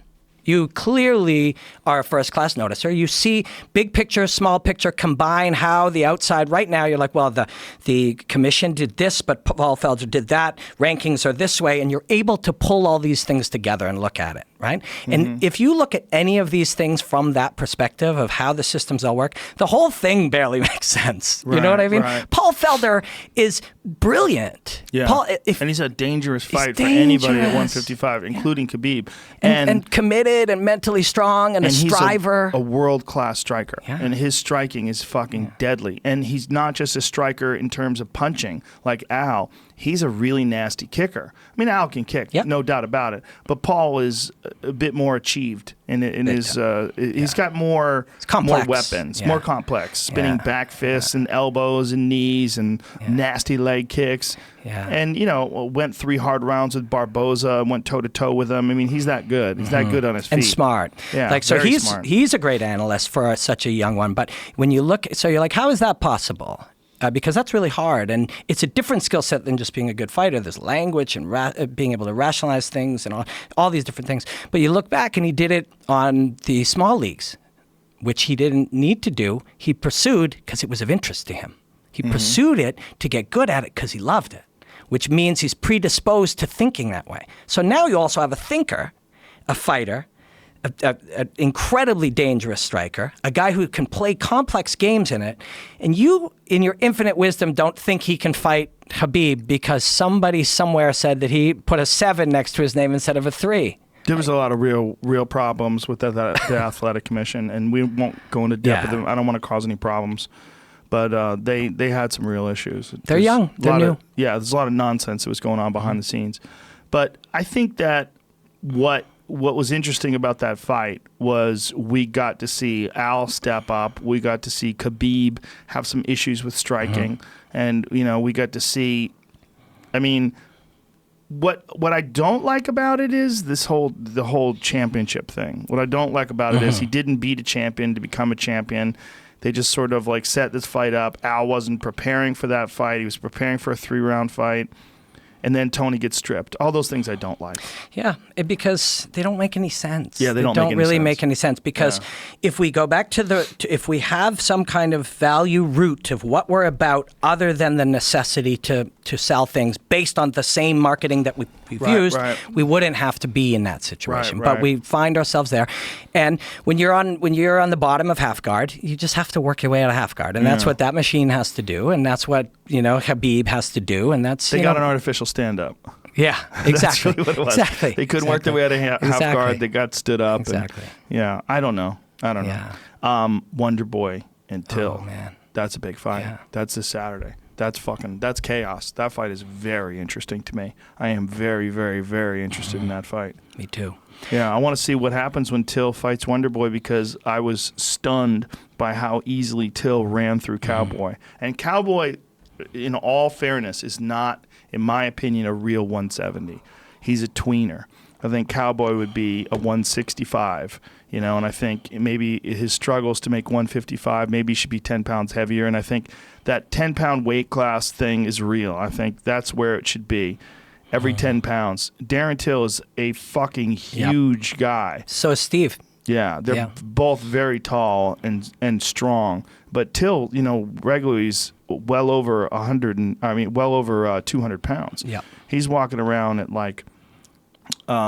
fucking 205 and shit and cutting down to 170. It's a good one, man. It's a really, there's so many little oddball variables and unknowns, right? Like we literally, when we go and we look at these, the more you've studied and analyzed and commentated fighting for 20 years of your life, the more you realize how little we actually know. Like we have about 2 or 7 or 18% of the actual information. Yeah. You know what I mean? And we're trying to work with it. And the big one, so when Cody fought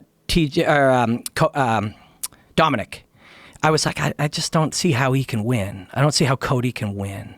And then somebody would say, well, why do you say that? He knocked out all these guys. I'm like, well, yeah, it's hard to get to Dominic, and we've never seen evidence of him doing well after those minutes. The evidence isn't there to see it. Right. Of course, 100% wrong. Yeah. But you have to go by what evidence you have. What Right. have we seen, or what information have we gathered that can allow us to make this decision? To me, Cody Garbrandt did not have. There was no evidence he could beat Dominic, and then boom, beats up Dominic, and you're blown away, and that's an exciting feeling.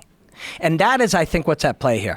Is there any evidence that Darren Till can do what Rory McDonald couldn't do and Jorge Masvidal couldn't do, and get to a guy who has that movement, that blitz thinking, that karate, those karate instincts we were talking about? We've seen no real evidence of that, but that doesn't mean he can't do it. It doesn't mean he can't do it, but the evidence isn't there. I don't know about that. I was stunned by his ability to close the distance on Cowboy. That nasty left elbow that he landed over the top. Yeah. The way he put him away. I don't know. I think that's pretty good evidence that he's a fucking monster. I agree. And his fights previous in the UFC as well, although they didn't have a lot of fanfare behind him, stunning results. And then you talk to people that know him, talk to people that know his striking acumen and people that have seen him in the gym and understand what he's been through in his life. And he's a young guy. I think he's only 25. How old's Darren Till?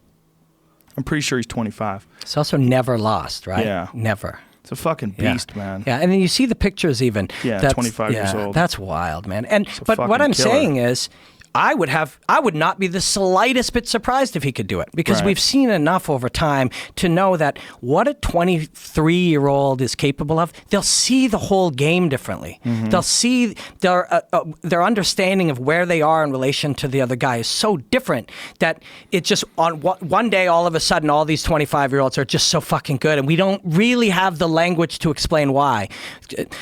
Can we just say, oh, he was able to close the distance on Stephen Thompson?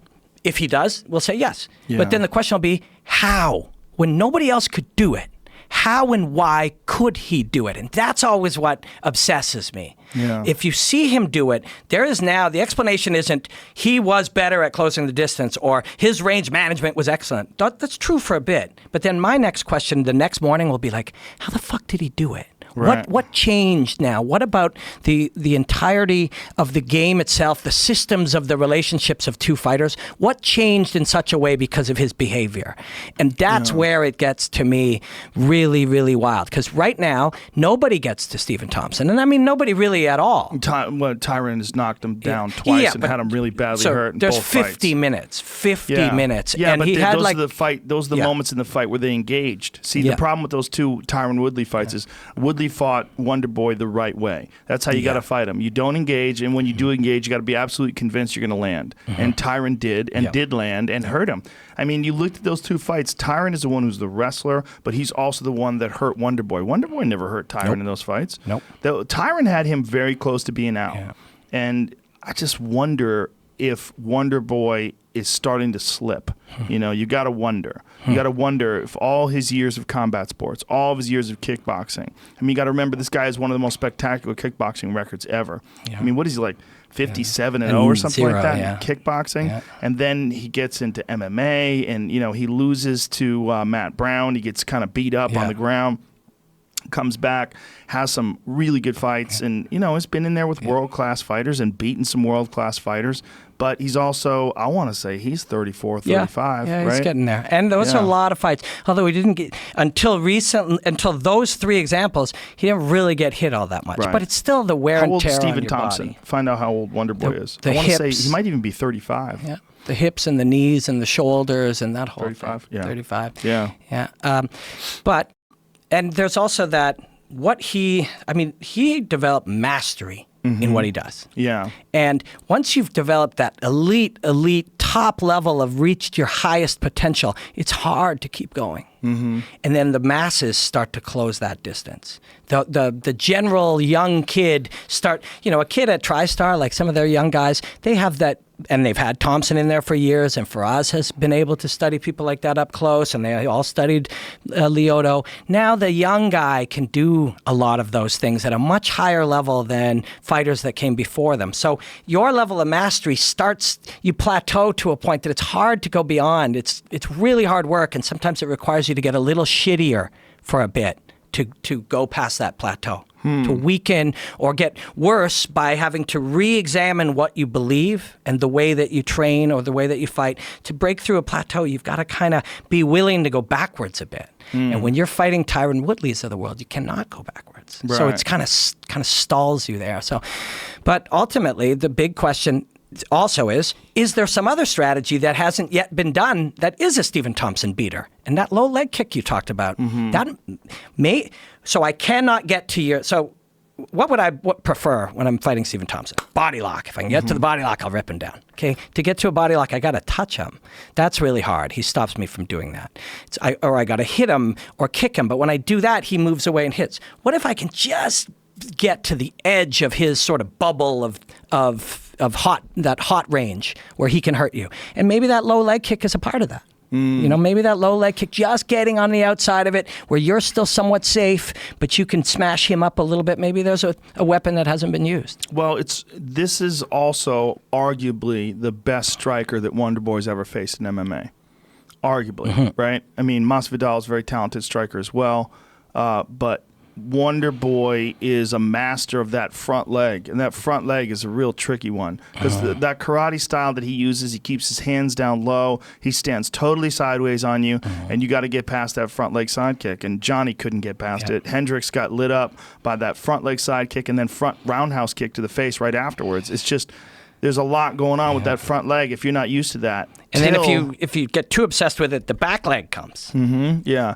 Till is a way better. He's a way better master of distance. He understands distance and strike, and he knows how to close that distance with explosive power. Very interesting. Really interesting. And before he fought Cowboy, his successes were fighting at distance and smashing guys who came in. So he does do that game. Yeah. He does. Yeah. By doing it, you understand it on a different level. You connect to it. Yeah, he does it in a Muay Thai way, whereas Wonderboy does it in a karate way. And Wonderboy is fantastic at moving his waist back and forth like a snake and jumping. Tony's in with really punches. good at that too. Yes, Tony Ferguson's really fucking good at that. Yeah. Yeah. And that, so when I get to go study Sanda and Kung Fu and Wushu, there are, some of my friends are like, well, like, enjoy it. I'm like, nah, there's going to be some brilliant shit to learn over here. And some of that long fist stuff, like people will often say, well, Kung Fu's not super relevant. Some of that long fist reaching where I move my body through space to reach you, which people would say is dangerous, you get countered. Well, the answer is don't get countered. The answer isn't discard a valuable weapon. Right. And so you see some of that. Tony does that stuff really, really, really well. Does a lot it's of Kung really Fu. cool. He does. See him work with the Wing Chun dummy? Yeah, that's cool, man. Yeah, he does a lot of that stuff. Cool. Wing Chun, too. When I'm sitting in your guard wanting to beat you up, tell me that isn't Wing Chun, just we're attached. That's what that is. Yep. That's what that is, right? Yeah, I mean, there's techniques in every single art that are like an established, realistic art that are valuable. And there's got to be something in Wing Chun that people are missing. For sure. It's there. And I mean, arts like that, people would look at and might discard because they would think they're limited to only this scenario. Well, that scenario happens. I'm in your guard and I want to fight. That's that scenario. Sure. So that thing may not be useful to fight, Frank Mir, but that thing will be useful in a context when you're fighting a guy like that. Well, how about John Jones' use of you grab his wrist and he comes over the top with an elbow? Yeah. I mean, that is hand trapping. Yeah, for sure. I mean, it really is what it is. Or when he Glover Teixeira. Oh, yeah. That's limb destruction. Yep. That's old school limb destruction. Yeah. How and why that hasn't been rabbit holed a lot more. Although you do start to see that in that moment where I get to 4 points and I'm going to stand up and you just kind of decide, okay, that's all right, we'll get back to the fence. In that process of standing up, a lot of guys throw a fight finishing kick there or just at least take that chance to smash your leg with one. Like there's free shots that exist in these moments. And John Jones is a master of finding them. He really is. Yeah, I hope they figure out what the fuck they're going to do with him soon. I don't know where they stand now in terms of like his suspension or what have you, but here's my ultimate goal, my hope, my dream is that Cormier fights Stipe for the heavyweight title And somewhere around then, they announce when John Jones' suspension is up. They announce John Jones versus Brock Lesnar. Ooh, man. Love it. I love it. I mean, look at their body types and look at what they are and where they come from. I mean, I love it. But I know you've sat down with John and stuff. What did you, like, what did he feel like? Do you know what I mean? Like, what read did you get from him? Did you feel like he was saying the things that he thought you wanted to hear, or did you feel he was being honest and genuine? He's definitely both. He's being honest, and he's also had some things that he planned out. I like John a lot. I really love that guy. But I think he surrounds himself with a bunch of knuckleheads. Mm-hmm. I think he's around too many people that are a bad influence, and I think he's a wild man. And I think when he's a wild man around other people that are sort of indulging that stuff with him. This is the word that I get not just from what I know, but from the people that know him very well, is that he's just around the wrong people. You know, he's got bad influences. And, I mean, if you can identify that, then you must change it. Yeah, it's not to take any personal responsibility away from him either, because I'm sure he also makes for a bad influence to them. Right. I mean, if the fucking baddest man on the planet can live like this, I'll live like this too. Yeah, Fuck true. it. Let's do more coke. Yeah. You know, let's party harder. Let's drive fast. Let's go drunk. I don't know. You know, I don't know what the answer is for a guy like John. You know, I really don't know. I mean, it's he's got to have that come to Jesus moment, or not. You know, maybe he just keeps doing what he's doing and keeps beating everybody's ass, and people keep forgiving him, and hopefully he doesn't wind up in jail. But you should for sure get a driver, you know, for sure get someone to fucking drive him around. That's a good Band-Aid, but it's not going to be the problem solver. Yeah. The truth is, I mean, we get to live the life that we want. Like, we get to choose the things that we do. Like, we have free... To a certain extent. Yeah, to a certain extent. I know free will is something that's been you've discussed, and it's a fascinating concept. But to some degree, you know, we are authoring our own lives, you know, and if it isn't going the way that you want it, small, tiny changes can push it a different way. Yeah. It's a matter of whether or not he's willing to make those changes. And, you know, right now I'm sure he just wants to get his license back, you know. Right. But, like, when I see him, like, having these battles back and forth with Chuck Liddell online, I'm like, John, you got to walk away from that. Yeah. Like, Chuck Liddell's an old warrior who's clearly taking too many shots.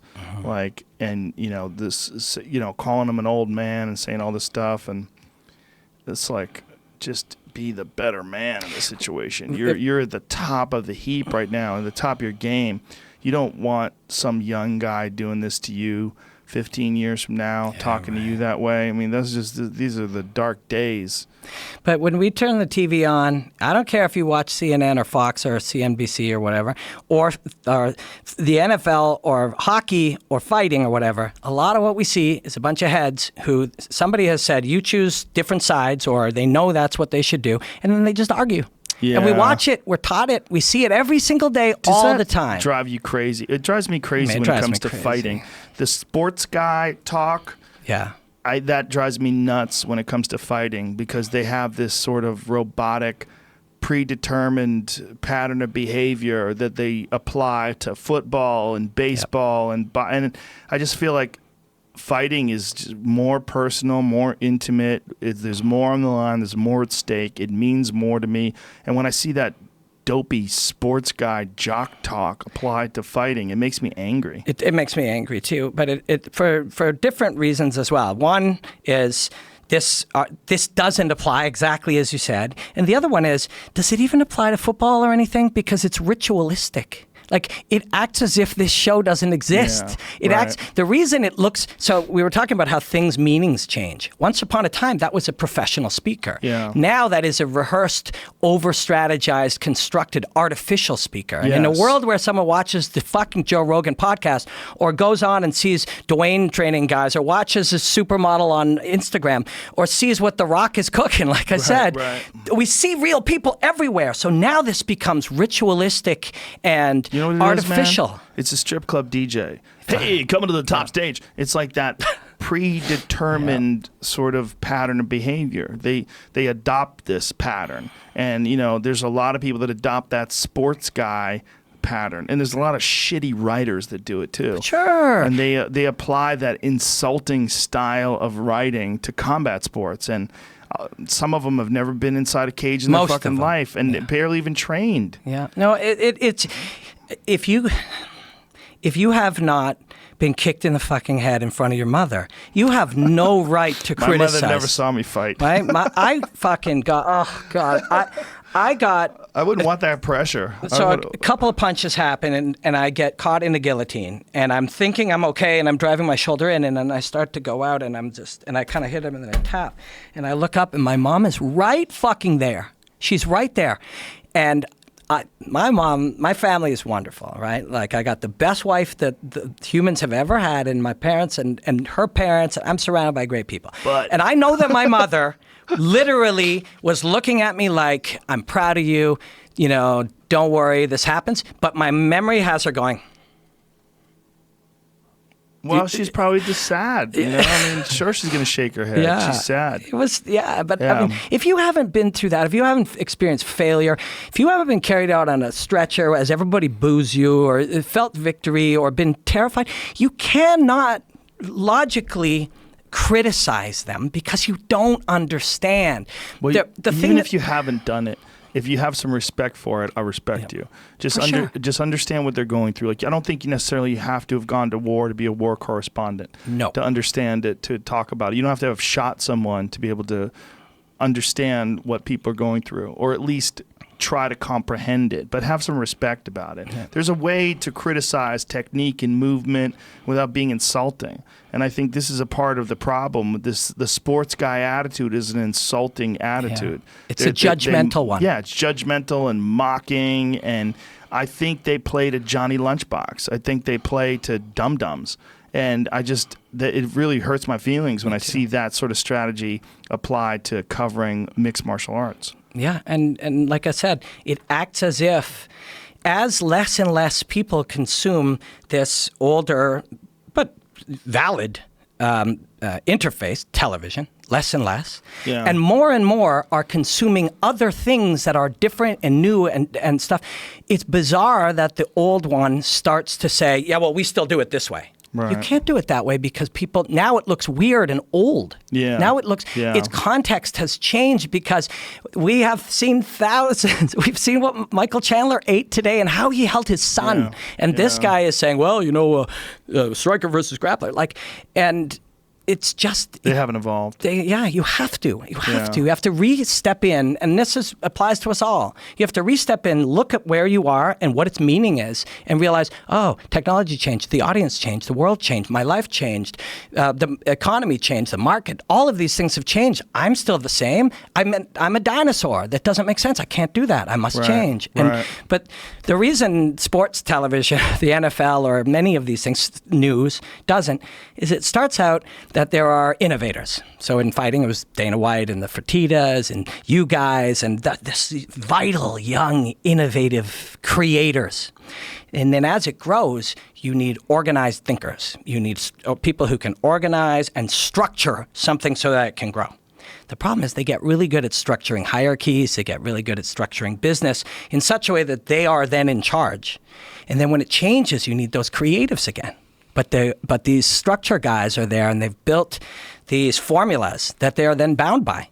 Where it's like, well, of course we're starting with the opening shot, and then we're going to go, we're right here in Brazil, shot of Christ the Redeemer, and then we'll go, and here we've got it's an unbelievable matchup with the winner gets the title shot. Those are rituals. Those are bizarre, formulaic rituals created when they mattered and they were valuable by highly intelligent people that were required to make this work. But now you need different people. You need a different thought. You need the creatives back in, and they usually don't want that.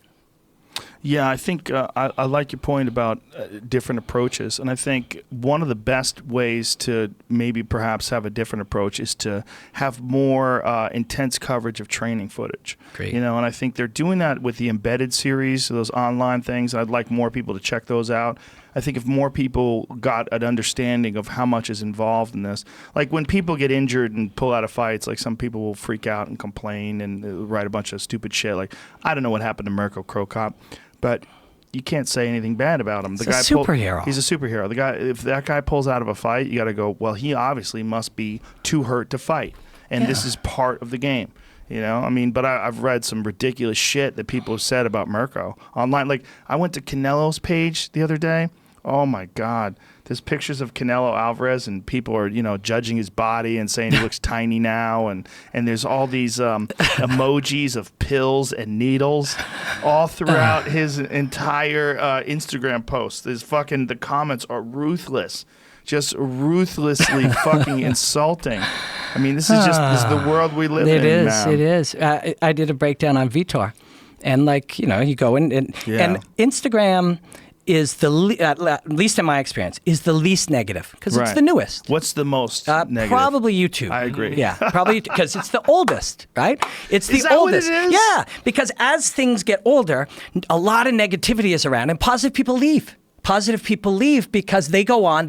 They're on the early part of the technological adoption life cycle. Positive people are innovators and early adopters, and they go on to the newer thing. That's and then you interesting. leave behind the people who were negative and made the whole place go septic, and then they just argue with each other. I wonder if that's the case. I've never really figured out what is wrong with YouTube comments, but they're so ruthless. Like, whenever I have a liberal woman on, in particular, who you have on with an open mind and are interested in their perspective. Some of them are my friends, like Abby Martin. When she's on, I don't even fucking touch those comments. Or Whitney, when Whitney Cummings is on, I don't look at the comments. Period. But if I did, those would be the last ones that I would look, because they've looked at them before. And like, Whitney contacted me, and she's like, "What in the fuck?" And I was like, "Don't read that shit." It's like, don't taste the poison. Yeah. Wherever the positive people are. If you're going to spend time, and I like to, because if 50,000 people watched me do a breakdown, that means a lot to me. Yeah. And if 60 of them commented, I'm going to, if I can schedule in the day 45 minutes, I'm going to take the time and thank as many of them as I can. But only where the good one, only where the positive ones are. Not that I want to be reinforced that what I'm doing, but I'm not going to spend the time on people who are going through life so negative that I can't get through to them anyways. Right. Somebody who's going through life looking for something and trying to either be inspired or learn something or positive, those are the people that you should spend time with. And it's also like the reverse of giving candy to your kid when they're bad. It's like, don't go give those people candy when they're negative. Right. You want them to get away from that. You want their lives to get better, which it will if they stop having that behavior. Yeah, maybe. Some of them are just so broken. It's just like their structure is so poor. The structure of their thinking is so poor, and a lot of them are like shut-ins, and there's a lot of people with mental illness that are just constantly commenting. For sure. I mean, and then there's the argument to like kill the comments, but then people get furious at you. We had an issue for a while, and it was an accidental issue, and the issue was during the stream we don't allow the live chat because it was always like, "Cunt, your mother's a cunt." It's just the worst shit because people are just trying to get attention. If we read that stream while we were doing the show would be inexorably altered. You'd be altered by like, what are you saying? Don't say that. Like you would read it, and then that would be the show. Right. The show would be these people as well as you. Well, it's just not necessary. No. Or valuable. So, because of the fact that we had the comments killed during the live feed, you couldn't chat during the live feed. When we would transfer it over to YouTube, the comments would be disabled, and people went crazy. And I had a tweet about it. But look, I'm not disabling the comments. I don't know what this glitch is, but they're going to figure it out. Right. But Schaub decided to disable his comments on purpose. And, dude, they fucking went crazy. And they were attacking him. But what are the numbers that give a shit? Like, have you ever commented on a YouTube video? Have you ever watched a YouTube video and commented on it? I don't think I ever have. I never have either. No, I don't know anybody worth a fuck that has. Like, that's the part of the problem. It's like, I know there's some really positive comments and people who are healthy people who are just interested in debate and discussion about particular topics. But when you're dealing with all these negative people, like, what are the numbers? If you have 1 million people watching a YouTube video, are we talking about 100 people that are cunts? 1,000? Is it even? I don't even think it's 1,000. 200? It might not even be 100. You might be dealing with like 30 cunts. Yeah, right. You know what I mean? And they're the ones who are going to be mad that you disable the comments. But does that really matter? And is keeping that cesspool open, keeping that commode open for them to dump their fucking verbal diarrhea into, is that really feeding is that giving the kid candy for being an asshole? Is it the same thing? Maybe. I once saw you stand and talk to 600 people who came to your show. You had an in-depth conversation, chemtrails this and fucking fighting that, with each of them. In the eye, you spent for sure 4 hours when you took a bunch of your friends out for dinner and you invited me, which was really cool, by the way. Thank you. I brag about it all the time. And then I saw you walk across. That was 4 hours for sure. Okay, 2 to 4 hours. I don't know the exact number. Then I see you walk across the casino, and in that time, you do it again for another half hour. As, you know, Joey Diaz is like, oh, bro, you know. And then we sit down, and somebody comes over as soon as you sit down, and they say, hey, can I? And you go, fuck off, man, I'm eating. That's the guy who will tell the world Joe Rogan's an asshole. Yeah. That guy. I didn't say fuck off. No, I said, come on, man, I'm eating. Yeah. I got a mouthful of food. You can't just stop your meal every time someone comes over. But it's a rude thing to ask. There was 800 human deep interactions, meaningful interactions. That one can fuck off. Well, I don't want to say fuck off. I just think that people have this distorted idea of space, that they should just be able to invade your space while you literally have a mouthful of food. Yeah. And I mean, I've had it happen when I was feeding my daughter. Have her in my lap. Hey, bro, can I get a selfie? No, you definitely can't get a selfie right now while I'm feeding my daughter. Get the fuck out of here, man. Yeah, but that's just a misunderstanding of space. Yeah, and of your that personal you're a space. Human. Yeah. Like, it is a strange thing. I mean, I didn't watch. My wife was asking me, because I was in Singapore, if I watched the royal wedding. I'm like, no, I don't get that. I don't understand that at all. I don't understand the motivation for doing it. Me neither. I don't even want to get into it. But those are still humans. Yes. Like, those are still people. And that's, people don't understand. That woman shits. She does. That's what I hear. Yeah, you know what I mean. They're people. And can you imagine if the person who asked you while you're feeding your daughter, if somebody did that, maybe the first time you'd be like, well, I can't believe this guy wants to take a selfie with me. But after that, it would be you're still living your human life. Yeah, I mean, the only one you have. You just can't interrupt people while they're sitting at dinner with their family or with their friends. They're just sitting there cutting food up. It's just like they don't owe you that. Like, and you shouldn't ask for that. No. That's just not the way to do it. No. It's just not. And you got to know when people can't stop. They just can't. Just say hi. Can you just say hi? Yeah. No one can say hi. Everybody wants to dress up their Facebook. Everyone needs that fucking selfie. It's just like we're in a weird space with that stuff, that whole social media shit, because people want something from you that they get up to. It's not just that they're a fan and they want to say hi. They want something from you to make them look cooler. Right. And it's like you can give them some currency. It's like you're a Pokemon, and they can pick you up and get a point from it. It's weird. It really is. Yeah, it is weird. Yeah, so I told you I was in. Oh, shit. Fabricio Verdum got flagged. And he was just going to fight in Russia, I think, against Olniak. Yeah. Yeah. Well, that's not happening. That's a wrap.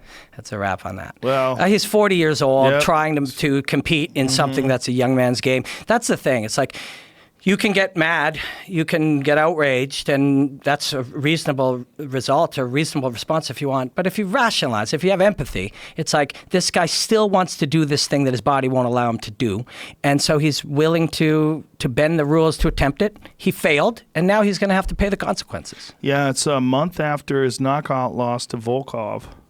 Right. Volkov fucked him up, man. Yeah. That guy's dangerous. That guy's fucking dangerous. Yep. Big, long, tall knockout artist. The heavyweight thing is a whole other thing. It's a whole other thing, man. And when you get these 7-footers that can kick ass, like Volkov, that's a fucking nightmare. Yeah. What is he, like? He's at least 6'11", right? It's scary. Volkov's, how tall is he? He's a big guy. He's bigger than Verdum by a lot. So call it 6'6", 6'7". Somewhere in that range, right? And Scary. Verdum is, 6'4", right? Yeah. Somewhere around that range. Have you ever met Brett Rogers? Who's Brett Rogers? Brett Rogers. The wrestler? Brett Rogers fought... Brett Grimm Rogers? Yeah. Yeah, that was fought Fedor. Strikeforce. Yeah, that guy.